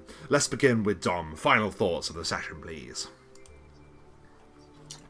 It was pretty wild, swinging from one thing to another, from devils to funerals to new kings to whatever that was at the end. I think Ansel is understandably shook by that. Didn't see that coming. Gonna have to try and work out what the word was, I guess. He doesn't speak any languages, so it could be anything. It's not common. It's not common. And he's furious with Silastra and Obsidian for making a deal with the Dogar. Yes, the Dogai. Well, let me say as well, Ansel, good thing you've made that save. That's all I'm gonna say. Really good. It's lucky that his will save is insane, to be honest. It's against spells. It's against the spells. Yeah, you're he's got a very good chance. But a master against them. Any other thoughts before we move on, Dom? No, just very excited to see where we go after this. Where do we go from here? That's it. Well, we've left it ambiguous as well, because I imagine we'll have some discussion in the coming weeks or whatever what it is roughly you want to do. But yeah, Mike, let's hear from you. Final thoughts of the session. The assassin at last successful in his plight. Well, he's still got a body in that bag of holding, which oh my god, yes. he will deal with in due course. It needs to vanish. I mean, he will probably burn it as on a pyre, show the elven body at least some modicum of respect. Even though he twisted the neck completely as a 180. Yeah, that was crazy. That was an epic kill description, to be fair. That was pretty cool. I mean, he resisted the paralysis. He resisted my strangling. I managed to chase him. I used every trick I had, and only at the end did I get him with a critical, which was epic. Was really epic. Mm-hmm. It really was. And then, I mean, yeah, everything. Yeah, I mean, the red, but I also, Silastra just got a chance to be a bit more honest, I think. He showed Ansel that he was doing this for a reason. He was sending money back. He was, doing it for his clan, his people. You sent how much did you send again? 5,000. Yeah, that's a lot. Make a note of that as well, of how much you sent, please. I will too, but just in case Great. Yeah. And who knows what awaits in Bleak Town. Wherever we go. Wherever you go. Yes. There are a few irons in the fire. And finally, Obsidian, the man without a home. What say you? Well, I mean, what a session. That was epic. It was a really, really, really epic session. It had to, like Ansel said, there was so much to it. So many different things happened. The assassination really was epic. I really did have that I was making a joke, but like that whole Casino Royale where it's a real struggle to pull off the kill. Yeah. But like, because he's establishing himself, and like, it's tough. It's really, really tough. And that felt scrappy, but awesome. It really felt awesome. And I think the distraction, it was so good. It worked out nicely. I was really worried that it was a stupid move, and I was like, oh crap, we're going to kill people and do bad stuff. But no, to begin with, I was like, oh, okay. Like, I was happy because I was like, well, listen, this involves Obsidian and Ansel, like, so you have something to do during, the solo mission, which I was happy about. But at the same time, I was like, oh god, but what's going to happen? Is this going to like fuck it up? But it actually was perfect. It actually worked Yeah, out it was better. great. Like, I can't I imagine really how he wanted would it- have done that now without that. To be honest, it would have been hard. He would have found a way. I think that yeah, I didn't want to draw too much attention away from what Silastra was doing because obviously it was his mission. But I think yeah, I really enjoyed it. It was really good. The funeral was incredible, and the lore around the drawing of the scale is just awesome, really awesome. And Yeah, a it's red cool. scale. I mean, I sort of I felt like it might be like red or some I was thinking maybe black as well, Yeah, but yeah. red. I Kind of just was fits into our game world so well. It does, and I, as much as I would have been fine with something like copper or bronze or something, like for it to be such an extreme, I think I am quite happy it landed on that. I wanted it to be random because it, you know, we've been saying you have to choose it and then it gets chosen for you. So there we are. For sure. So I'm glad you enjoyed But yeah, that. obviously the other stuff with the family as well and everything, it was all just, it was totes emosh. Totes emosh. It really was. It really was. It really was, yeah. There was a lot to it. And, you know, we'll see where it goes from there. If he can keep his promises, who knows? I agree. He was dumb for doing that with the Dogo, but I think that he is desperate to try and secure the life for his family. Now he's not going to be there, and it terrifies him that he's not going to be there. So that's kind of why he did it. Yeah,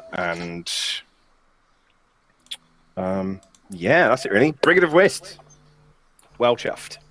What a cool, considering he was a fairly minor character at the beginning that was just a bit crap at archery in an archery contest in the first session. Yeah. And now he's genuinely beloved. When he came back, I was like, ah! Very cool. Well, thankfully, he only came back thanks to you guys beating the watch, but at the same time, yeah, like it was quite nice for him to have like a moment where like he was never going to beat them, but the fact that he tried, I think, speaks volumes to him. That's more heroic. Exactly. He knew he wasn't going to get out of there, so yeah, bless Brigade of Whist. We will see Brigade of Whist again. He lives. Maybe. For sure.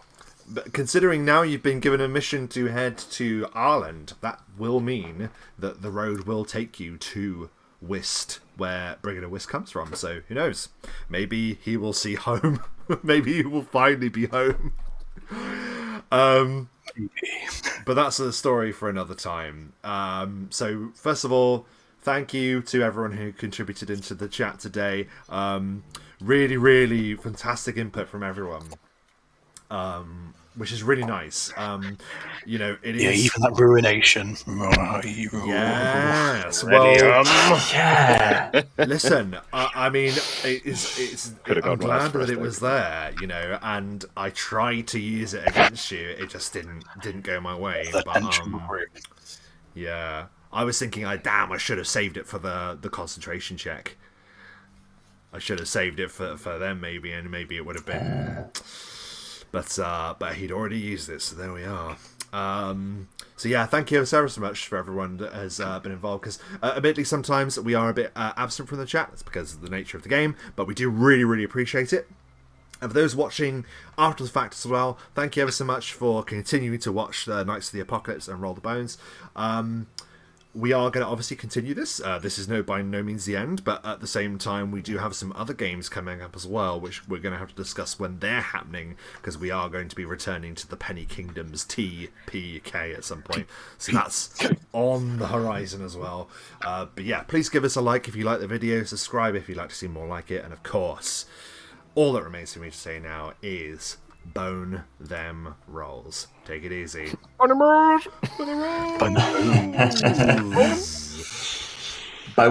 Bone them all, baby.